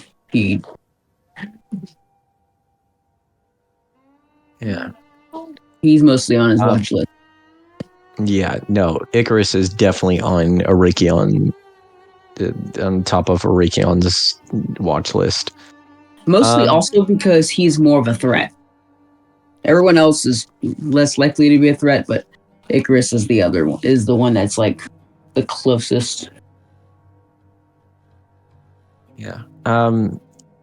After a little bit, you kind of shove these thoughts to your side. I mean, yeah, you're stuck with most of them for now, but it's probably not going to last that much long anyway. You're in the Outlands. Best case scenario, one of them dies. Worst case scenario, well, they try to kill you, but honestly, that's not going to happen.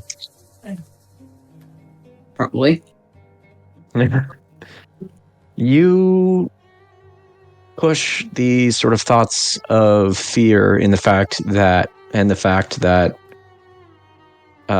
you kind of have more concerns towards people that you would like to let yourself believe.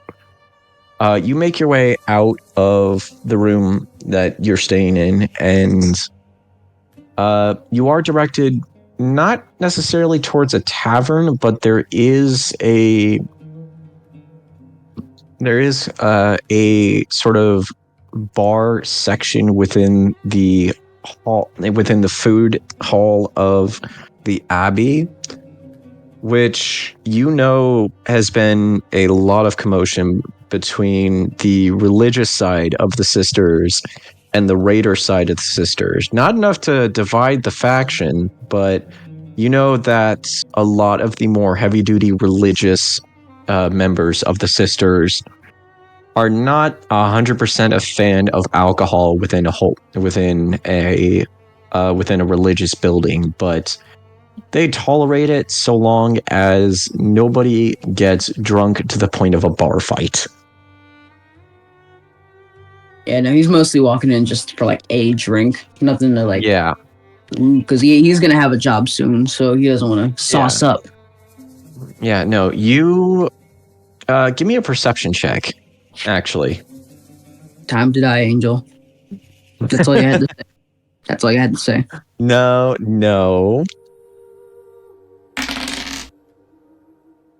9. Oh God.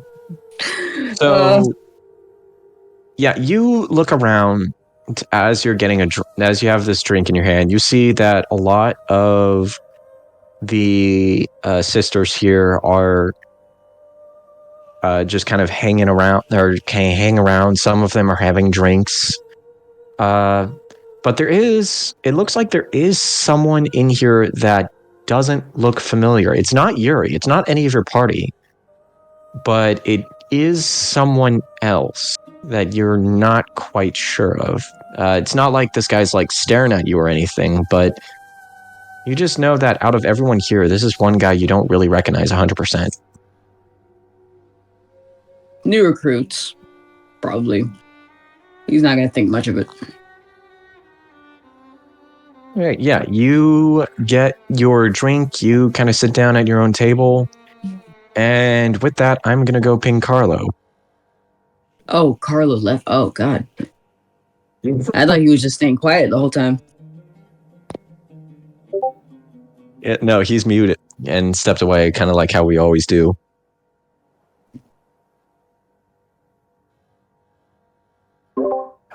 Hey. So, yeah, at this point, Arakion, you're in the food hall,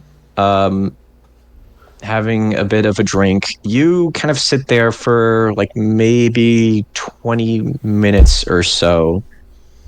Like the whole time it took for you to kind of set everything down and whatnot, and then make way to the food hall. It's been almost about an hour since you last saw Yuri, and you finally actually immediatly see him kind of walking in, a little dazed. I'm guessing. Like, Carlo, how would you like describe Yuri right now as he's walking into the food hall? Yuri, fucking pacing back and forth, actively talking out loud to himself.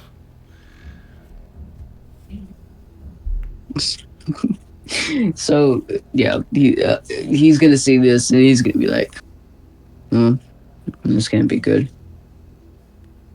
Yeah, Yuri.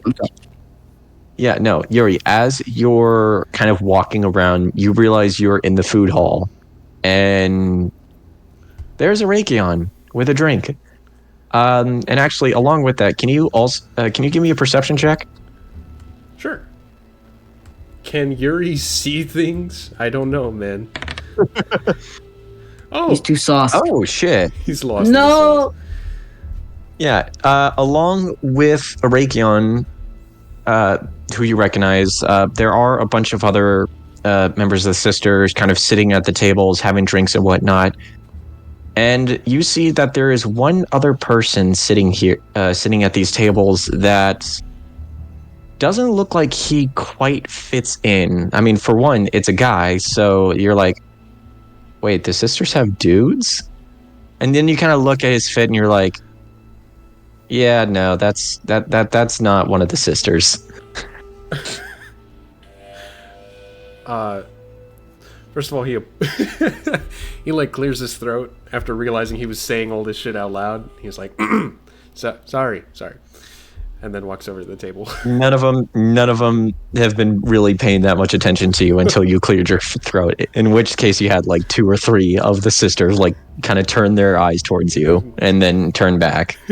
Sorry about that, ladies. I just yeah, and then goes to the table. Table to Arakion or towards the other guy? Are they sitting at separate tables, or is it the same? They are sitting at separate tables. Oh, sure. I'll approach the stranger. All right. So Arakion, first off, you see Yuri making his way over to this other guy. To which then you realize, wait, a guy in the Sisters? That can't be right. Yuri. So there are like 4 of them in our group here at the Sisters. Maybe they're here on some other business. Yeah. I'm sure the Sisters. He's sure that the Sisters would have totally he wouldn't be here if it weren't for their approval. So he's not worried about it. He's going back to his drink. Yeah. So yeah, Yuri, you sit down by this guy. You see that he is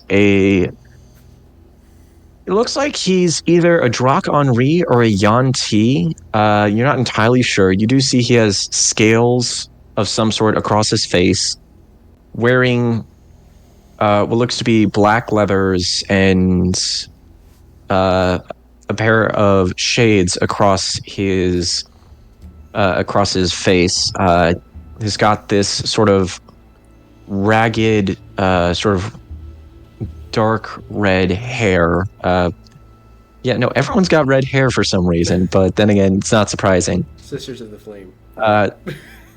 Yeah, it's definitely something you see a lot within the Sisters of the Flame, and I guess Arakion and this guy, and maybe anyone. I don't know. Everyone's just a ginger.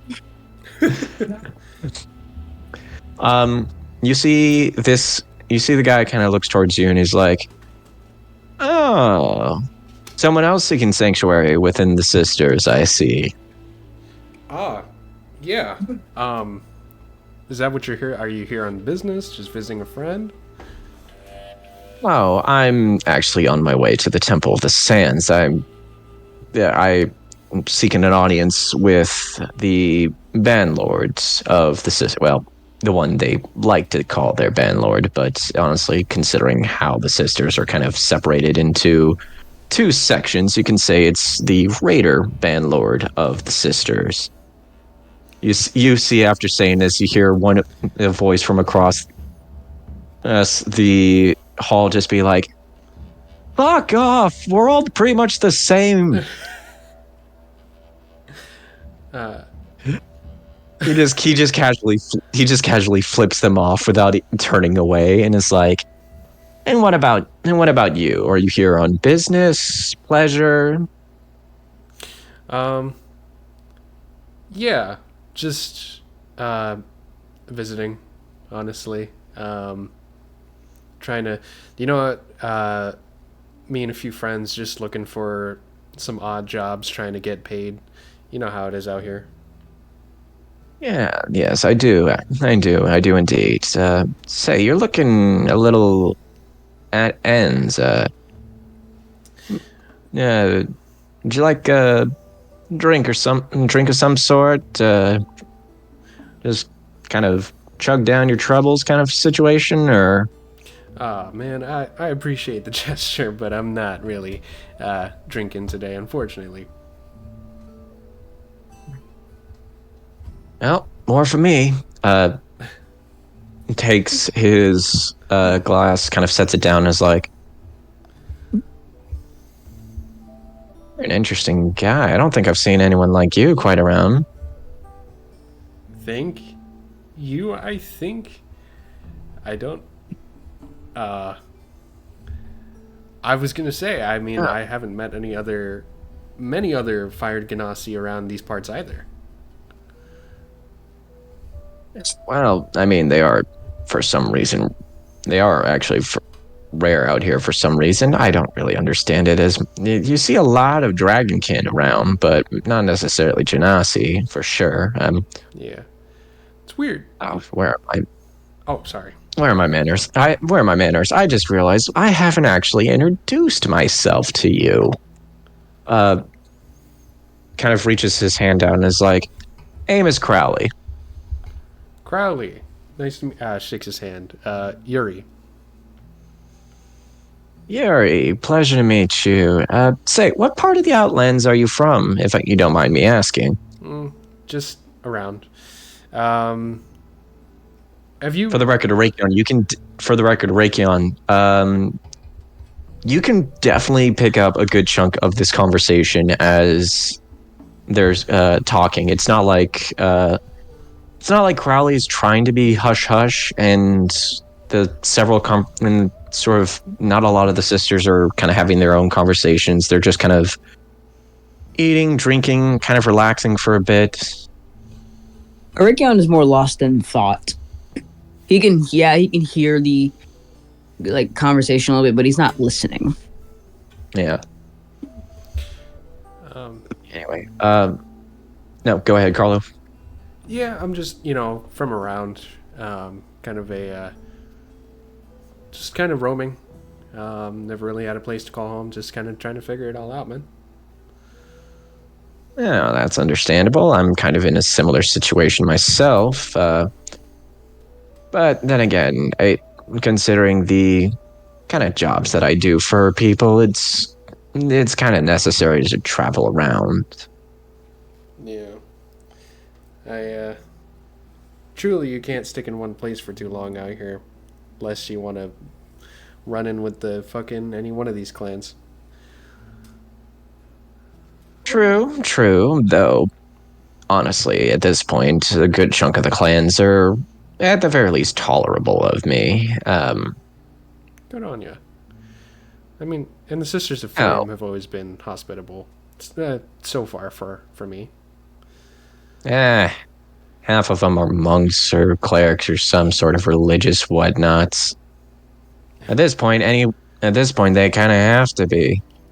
But that's kind of what you get when you turn a religious order of monks, nuns, and other holier-than-thou people into a raider clan for survival. Actually, interestingly, did you know that the Iron Marauders were originally formed from various soldiers from the old empire? I did not know this, sir.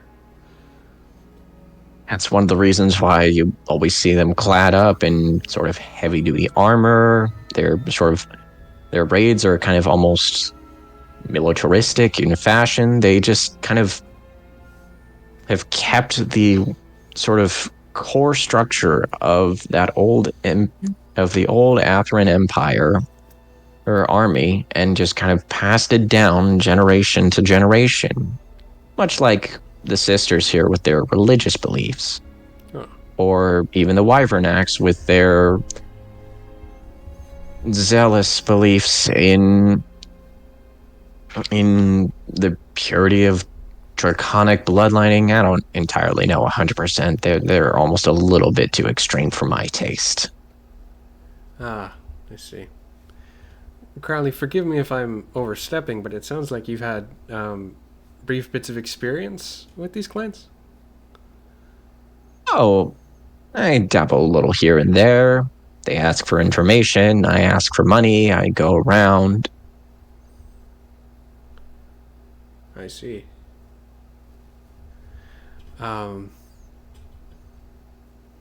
You said, remind me of what brings you here to the Sisters of the Flame? Oh, well, I am actually trying to seek an audience with the one that a lot of people out here like to call the Bandlord of the Sisters. That is Talia Bastion Davari. Ah, I see. Well, it seems like you have a lot to think about, and you seem quite knowledgeable on these clans, but I must be going, sir. No worries. Hey, if you do ever need some sort of information to be found or something along those lines, there are lots of people out in the Outlands that know how to get a hold of me if you ever really need it. I'll keep you in my mind, Crowley. Okay. And with that, I'm actually gonna roll something here. Yeah. You see, as Crowley's saying that, he kind of sees the rest of your party kind of scattered out throughout the kind of food area of the sisters. And you do see that he does immediately kind of catch a glimpse of Icarus. And you see he kind of freezes for a sec. Then, like, just for a sec, and then immediately kind of goes back to his sort of normal sort of posture that you've kind of seen him in during this conversation. He'll be like, "Oh yeah, that's my best friend, Thomas. That's my best friend Thomas. He likes to wear a lot of cool clothes, and yeah, but he's Thomas. Cool talking to you, Crowley. I'll see you around."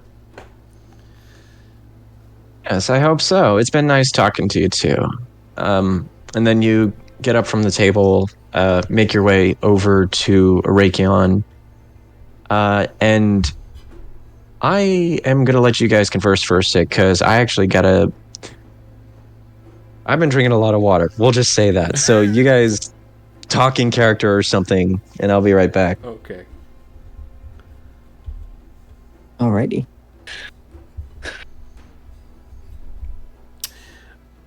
Well, find anything out? Yes. I've managed to hunt down a location where we can all rest our heads for the time being. Nice. Good on you. What was that all about? Oh, that was some guy called Crowley. Gave me a little information on some of the other raider clans out here, the Wyvern Axe, the Iron Marauders. He seems pretty experienced with these different clans. Had some stuff I didn't know about. But yeah, I guess he's going to talk to the Bandlord, or like who they call the Bandlord here. I don't know. This, I mean, I respect the sisters a lot, but their organization seems weirdly structured to me. It's simple. You have people who worship the gods, and then you have those who do worship the gods, but they also do most of the fighting for the clan. It's not that difficult. Fair point. Well, oh, sorry. Well, when I'm done here, we can go check up on Rogue to see if she has any information for us. Great. Can I ask you kind of a strange question? Who's asking? Some dude you kind of don't really know. It depends on the question.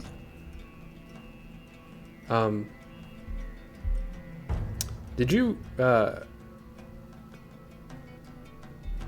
grow up in a healthy household? I grew up in a clan who would go from village to village, buying and procuring supplies for their own survival. Meanwhile, we would train to defend ourselves if need be. That depends on what you call healthy. That is valid. I don't know what I was expecting. Do you? Didn't know my dad. My mom wanted us to stay out of the Raider clan's business mostly. She didn't shield us from it. Probably didn't train us in combat as much as you, or any of, our other friends.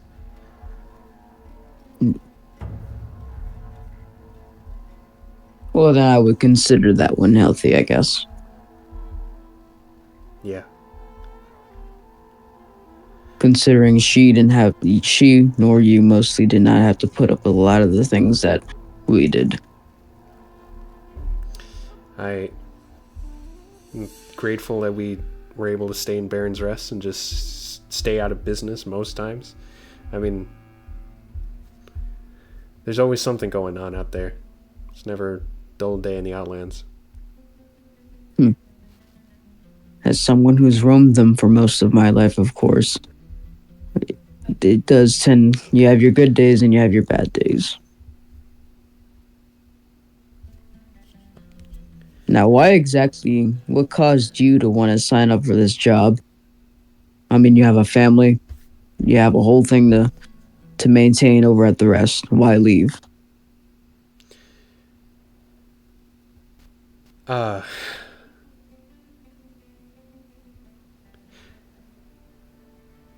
He hesitates and then goes, Are you... fine. There's no harm in telling you, I guess. You kind of a magic man, Arakion? I could not hear that. You're gonna have to repeat that. you kind of went robotic there at the end. Yeah, that cut out for me too. Sorry. Also, hi, I'm back. Welcome back. Welcome back. Welcome the fuck back. You a magic man, Arakion? What do you mean? Any familiarity with curses? Any shit like that? Does this answer your question? And then he's gonna cast the sky. Actually, no. He's gonna cast mending on like a chipped piece of his clothing. He nods in like respect. He says, "Well, then, to make a long story short, the reason that I'm out here with you and with the rest of our troop,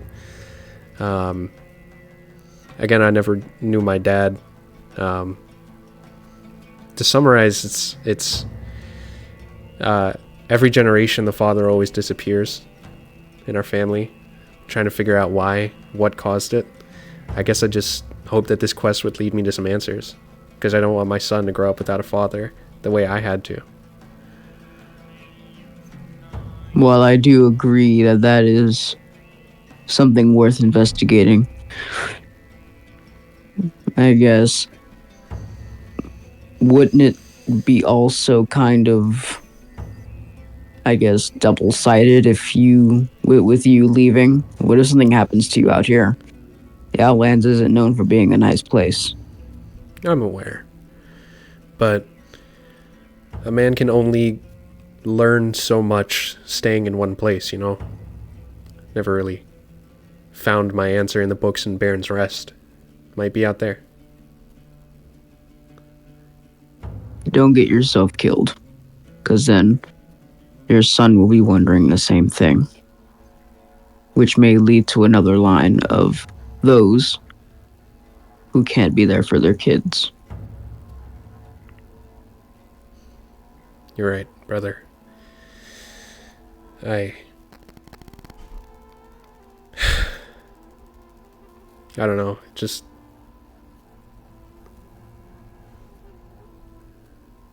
I know leaving them seems irresponsible, but I don't know, man. I'm not gonna let myself get killed, though.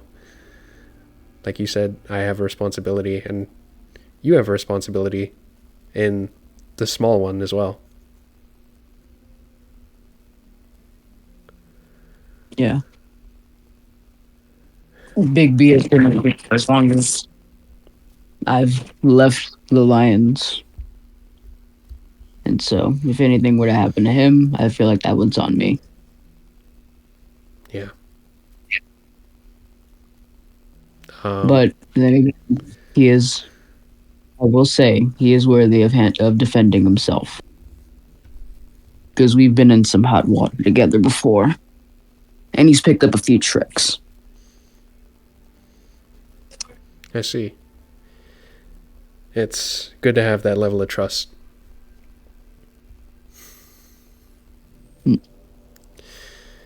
That's all you can rely on out here. Yeah.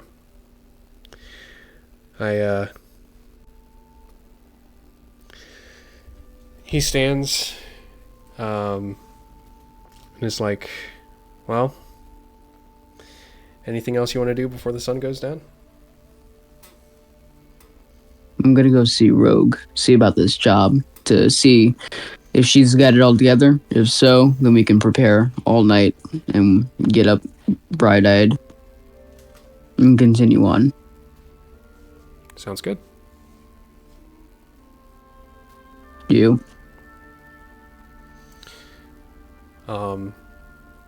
He nods, and then he'll go out on a limb and offer Arakion a fist bump.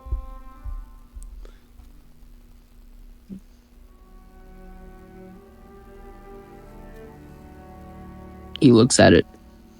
Come on. He looks at it even more. He's like, "Okay, we'll get there. We'll get there.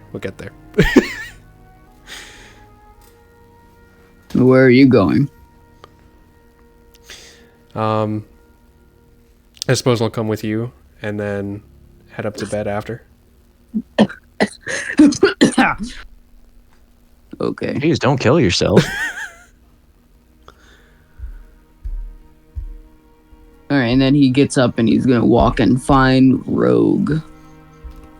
All right. Yeah, you walk around. I'm gonna say, give me a perception check. Oh, fucking. I'll give you the health action. Yeah, that didn't even work last time. No, fair enough. All right. Yeah. Well, I mean, if you want to take the help from Yuri, you can roll with advantage. Oh, yay! Isn't that just assisting? Yeah. Yeah. Oh. It's the same thing. Hey! Oh my god! So on my initial look-see, it's a little hard to see, and then he kind of wipes his eyes and clears them, and then he's like, "Oh, hello." Yeah.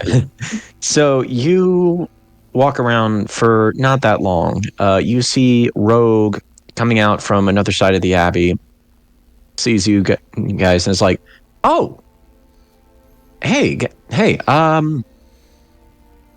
so don't kill me, but I've got some good news and bad news." Bad news. The job might be in Wyvernack territory. No way. I'm not getting myself caught up in more Raider nonsense anymore. Okay. That I said maybe. Best chance it's going to be on the outskirts of the territory. That's the semi-bad news. And what's the bad news? We just realized why we just found out why he called out for help. Which We'll spill it out. Okay. So unfortunately, this is going to get even a lot deeper than you're probably going to want, but how familiar are you with the legend of the 5 Claws of Tiamat? Good question, DM. How familiar am I with the 5 Claws of Tiamat? I'm going to say give me a religion check. Good thing he's super religious. Damn it! You have no fucking clue. Okay. What exactly does that entail? Oh fuck, that's right. You're not religious. Looks to you, Yuri, and is like, do you have any idea? Maybe? No? I don't think so. Alright, fuck. Alright, I'm gonna have to spell it out for you guys. Okay, so you all remember that Tiamat got sealed away after like a big fight with Bahamut, right? I'm preaching to the choir here. Okay, so Tiamat and Bahamut, the king and queen, mother and father of dragons, had a big fight. Tiamat lost. Okay. Got sealed into some dimension to which the actual entryway to this is somewhere here within the Outlands, allegedly. But after she was sealed away, it was prophesized that she would return, and the only way for that to happen was if 5 of her true descendants came to the gateway point in which she was sealed and opened the portal for her to be released. Each of these 5 descendants would be of draconic blood, as they would have to be. It's Tiamat, for fuck's sake. But each one would also represent the strength of one of the different types of chromatic dragons. You know, one for the red dragons, one for the green, one for the blue. These 5 descendants are known as the 5 Claws of Tiamat. Don't ask me why. I'm not the one who came up with this, all right? One of the reasons, one of the ways to figure out, one of the ways to find out this out is the fact that these true descendants of Tiamat would have to, are super powerful with their sort of elemental energy, right? Go on. Some of the Wyvernacks and maybe some of the other draconic members of the Outlands, it's not, we don't know 100%, but some, at the very least, some of the Wyvernacks believe that this kid is the blue claw of Tiamat.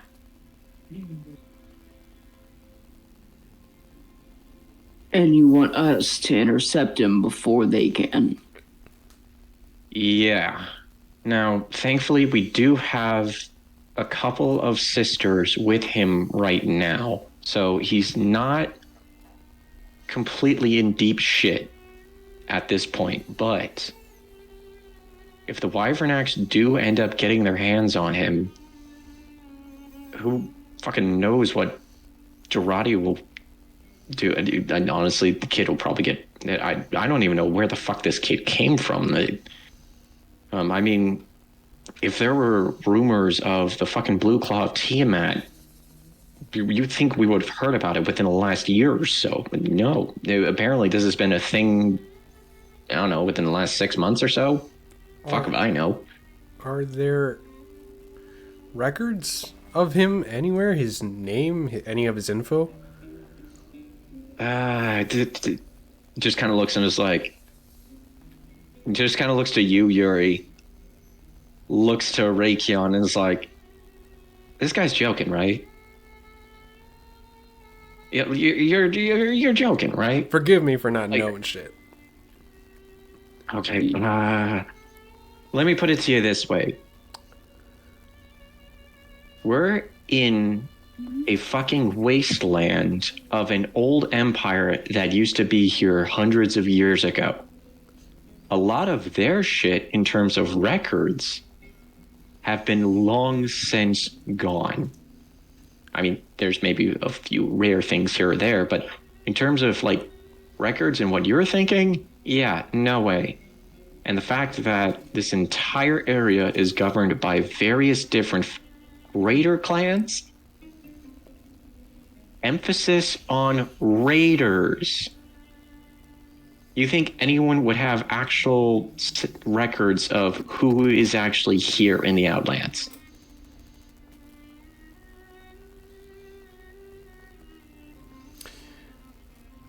He doesn't get out much. Anyways. No shit. All right. Look, now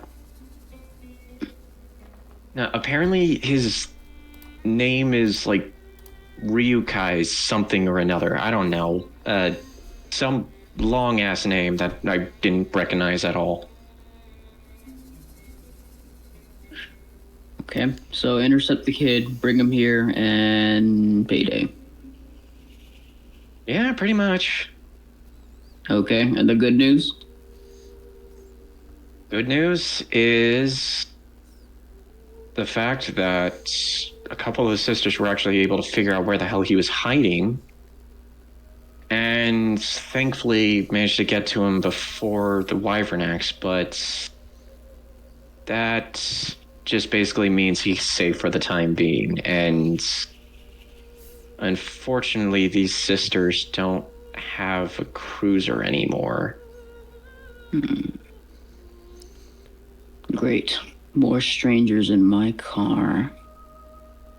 I mean, I'd be willing to tag along with you. I can borrow one of the other cruisers if you want. Like, no. I know how much... No, it's fine. We can put him in there. You're welcome to come along as well. We could use the extra firepower in case things go tits up. Oh, fuck. Thank God. I've been needing to get out of this fucking place for a while. Arakion, do you have any idea how long I've been stuck at the Abbey? For more than 1 second? I knew there was a reason why I liked you. He just kind of tries to pat you on the back, but she's too damn short. She pats me on the ass? Yeah. And he just kind of eyes go wide, like, Excuse you. Hey, if I was tall enough, I'd aim for your back, but that's not the problem. All right, look. I'll gather up some supplies. I know you're probably running low coming from the rest. Get some supplies. Did you bring a trailer with you of any sort? Or some sort of... One is hitched onto the end. Okay, good. We can use that for storage. I can maybe organize it to see if we can actually throw people in there so you don't have to worry about the kid being in your car. I don't care about that. Just... I'll deal with it. What the fuck? But then again, I forget that there are multiple people coming along. But if he's a kid, he can just duck down in the back or something. Yeah. No. So yeah, no. We can have that. We can get that taken care of. Like I said, there are a couple of sisters that are with him right now, so safe for the time being. But I mean, probably best to leave at the very latest in the morning. That would be best. All right. Get some rest. Good luck, and thank God I'm getting the fuck out of here. All right, then. I'll meet you all at the cruiser in the morning. Rogue's already walking off at this point. Just kind of got a little spring in her step at this point, which the only time you see Rogue this happy is when she's getting ready for a job. And even then, you know that it's going to be not necessarily terrifying, but she definitely likes confrontation every once in a bit, for as sneaky as she is. He kind of expects it. But Arakion's going to go ahead and run to the abbey to go. It's sleeping. Yeah. All right. So yeah, you guys, Yuri, you're following after him? Yes, sir. All right. So yeah, no, you guys hit up the sacks. Is there... Excuse me. Is there anything you guys wanted to kind of do before you head to bed? Or are you guys just going to be like, fuck it, let me sleep? The gentle air of the night whisks you away, and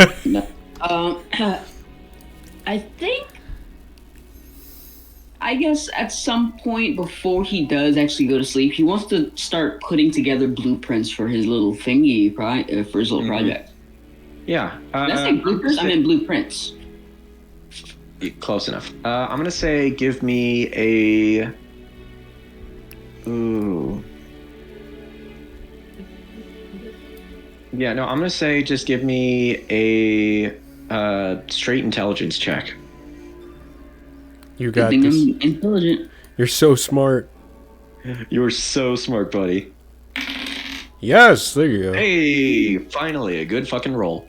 Yeah, so... the lucky feet. I'm messing. Oh my god. So you bring out some paper, you start on some preliminary sketches for your project, and even like for as little or for as long as you're working on this, you're looking at it and it's like, damn, this is already looking badass. Hell yeah. Yuri, what about you? Anything you're going to be immediately doing? Yuri is a short thing. He wants to, I don't know if he has, let me check. I was just going to see if he has, like, some kind of, like, paper or something to write something on, or maybe he'll find something in the... I mean, if you, let's see, you have an explorer's pack, so I'm going to assume you have,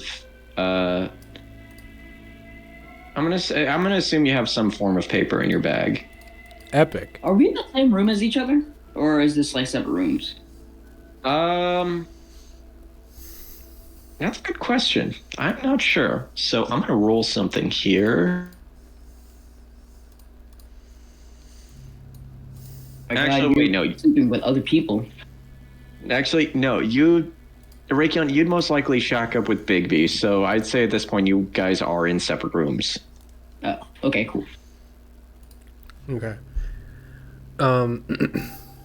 Yeah, I think Yuri just takes a piece of paper, and he has no idea like if this is gonna actually work or do what's intended, but he just writes like a single sentence on it. It's just like, we need to talk, and I think he doesn't know if like she'll actually get it, but he's just gonna like write it down, like ball it up, and then like set fire to it. Okay. I'm gonna say roll. I'm gonna say roll a straight wisdom check for this one. Yuri is so wise. He's the wisest man. 18 total. Okay, 18. You write this note on the page. You crumple it up. You set it on fire. And once again, you sort of get that feeling of sort of that warm feeling of a hearth around you, but in that sort of same essence, you also get a feeling of acknowledgement, but an urge for patience. Okay.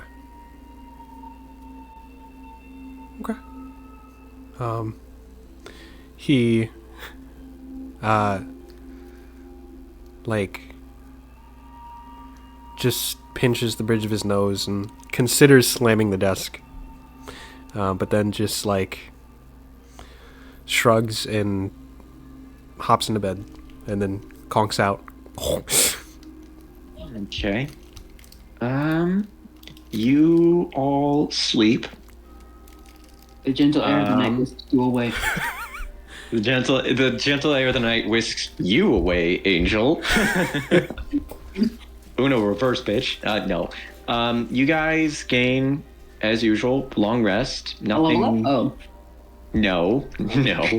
Nothing seems to interfere with your night. You all wake up. Make your way to the caravan. Not the caravan. You make your way to the cruiser, where you see that Rogue is having some of the sisters put some supplies in the cruiser trailer. You see she also has a spell tech runner, which is basically the equivalent of a motorbike, sitting right next to the cruiser. Looks to you guys and is like, "Hey, good morning. Took you guys long enough." Good morning. I suppose this is your steed? Yeah, nah, I'm not really one for actually using horses, and this baby has been helping me out a lot over the last few years, and, well, actually that's not true. This is like the 5th one I've had in the last few years, but that's not the problem. That's not a problem or a point. Can I keep up? Are you kidding me? Bet you 5 gold this thing's faster than your car. I'll take that bet. Alright, you're on, you son of a bitch. And as he shakes her hand, it's like, a tiny little hand inside of this giant fucking mitt, just like a And as he's shaking her hand, he kind of like shakes her a little bit by accident. Yeah, no, she's grinning. This isn't the first time you guys have had this bed, and it's sure shit ain't gonna be the last. She looks to the rest of your party, and just for the sake of the joke, looks to Icarus on the horse and is like, is that tiefling on a horse? You can say that. Is that horse made of metal? I mean, you could say that, like, theoretically, yeah. I highly doubt he'll go over there and let you see it, though. Fair enough. All right. I think we're just about ready to... Anyway, hey. Just kind of looks and is like, hey, we got all the supplies? You see one of the other raiders wearing armor, not wearing robes, kind of looks to Rogue and is like, why don't you hop in the back and fucking check with your own eyes? Fuck you. Or set. Alrighty. Let's ride. Let's ride. She revs up her runner almost immediately. Ooh. Puts... When, like, we all rev up our things, it's kind of like this cool cinematic moment. Like, first she revs up... Oh, yeah. No, it's like, it's this badass moment. You see she's putting freaking goggles on her face. It's revving up. Born to be Wild is playing in the background for some reason. Nugget is also like a yeah, the gate. Yeah, Born to be Wild for some reason is playing in the background. You can't hear it. None of the actual people in here can, but we outside of the game can. Fourth wall break. Yeah. You see her revving up her bike on the handle. You are you're revving up the runner. You're revving up the cruiser. She looks to you. You look at her. Just kind of both nod. The gates to the gatehouse open, and just immediately the both of you start just burning sand and just barrel your ass out of there in competition. Does the sand turn black because of all the heat? You don't know. You don't know. You're wanting to beat this. You're wanting to beat Rogue at a fucking race. And that, I think, is where we're actually going to leave today's episode. Nice. So hopefully next time we're all... Yeah, hopefully next time we're all here. But that being said, thank you all for listening. Thank you guys for playing, even though it's just been the two of you. Just the two of us. Yeah, hopefully we'll have one or two other members here. A couple of them are out sick, unfortunately. Another one's helping her mother. Preach, bless. God bless. Yeah, God bless. But yeah, no, this was a pretty casual. I would say this was a pretty casual episode for us. It's a lead up to something bigger that's coming. I can see.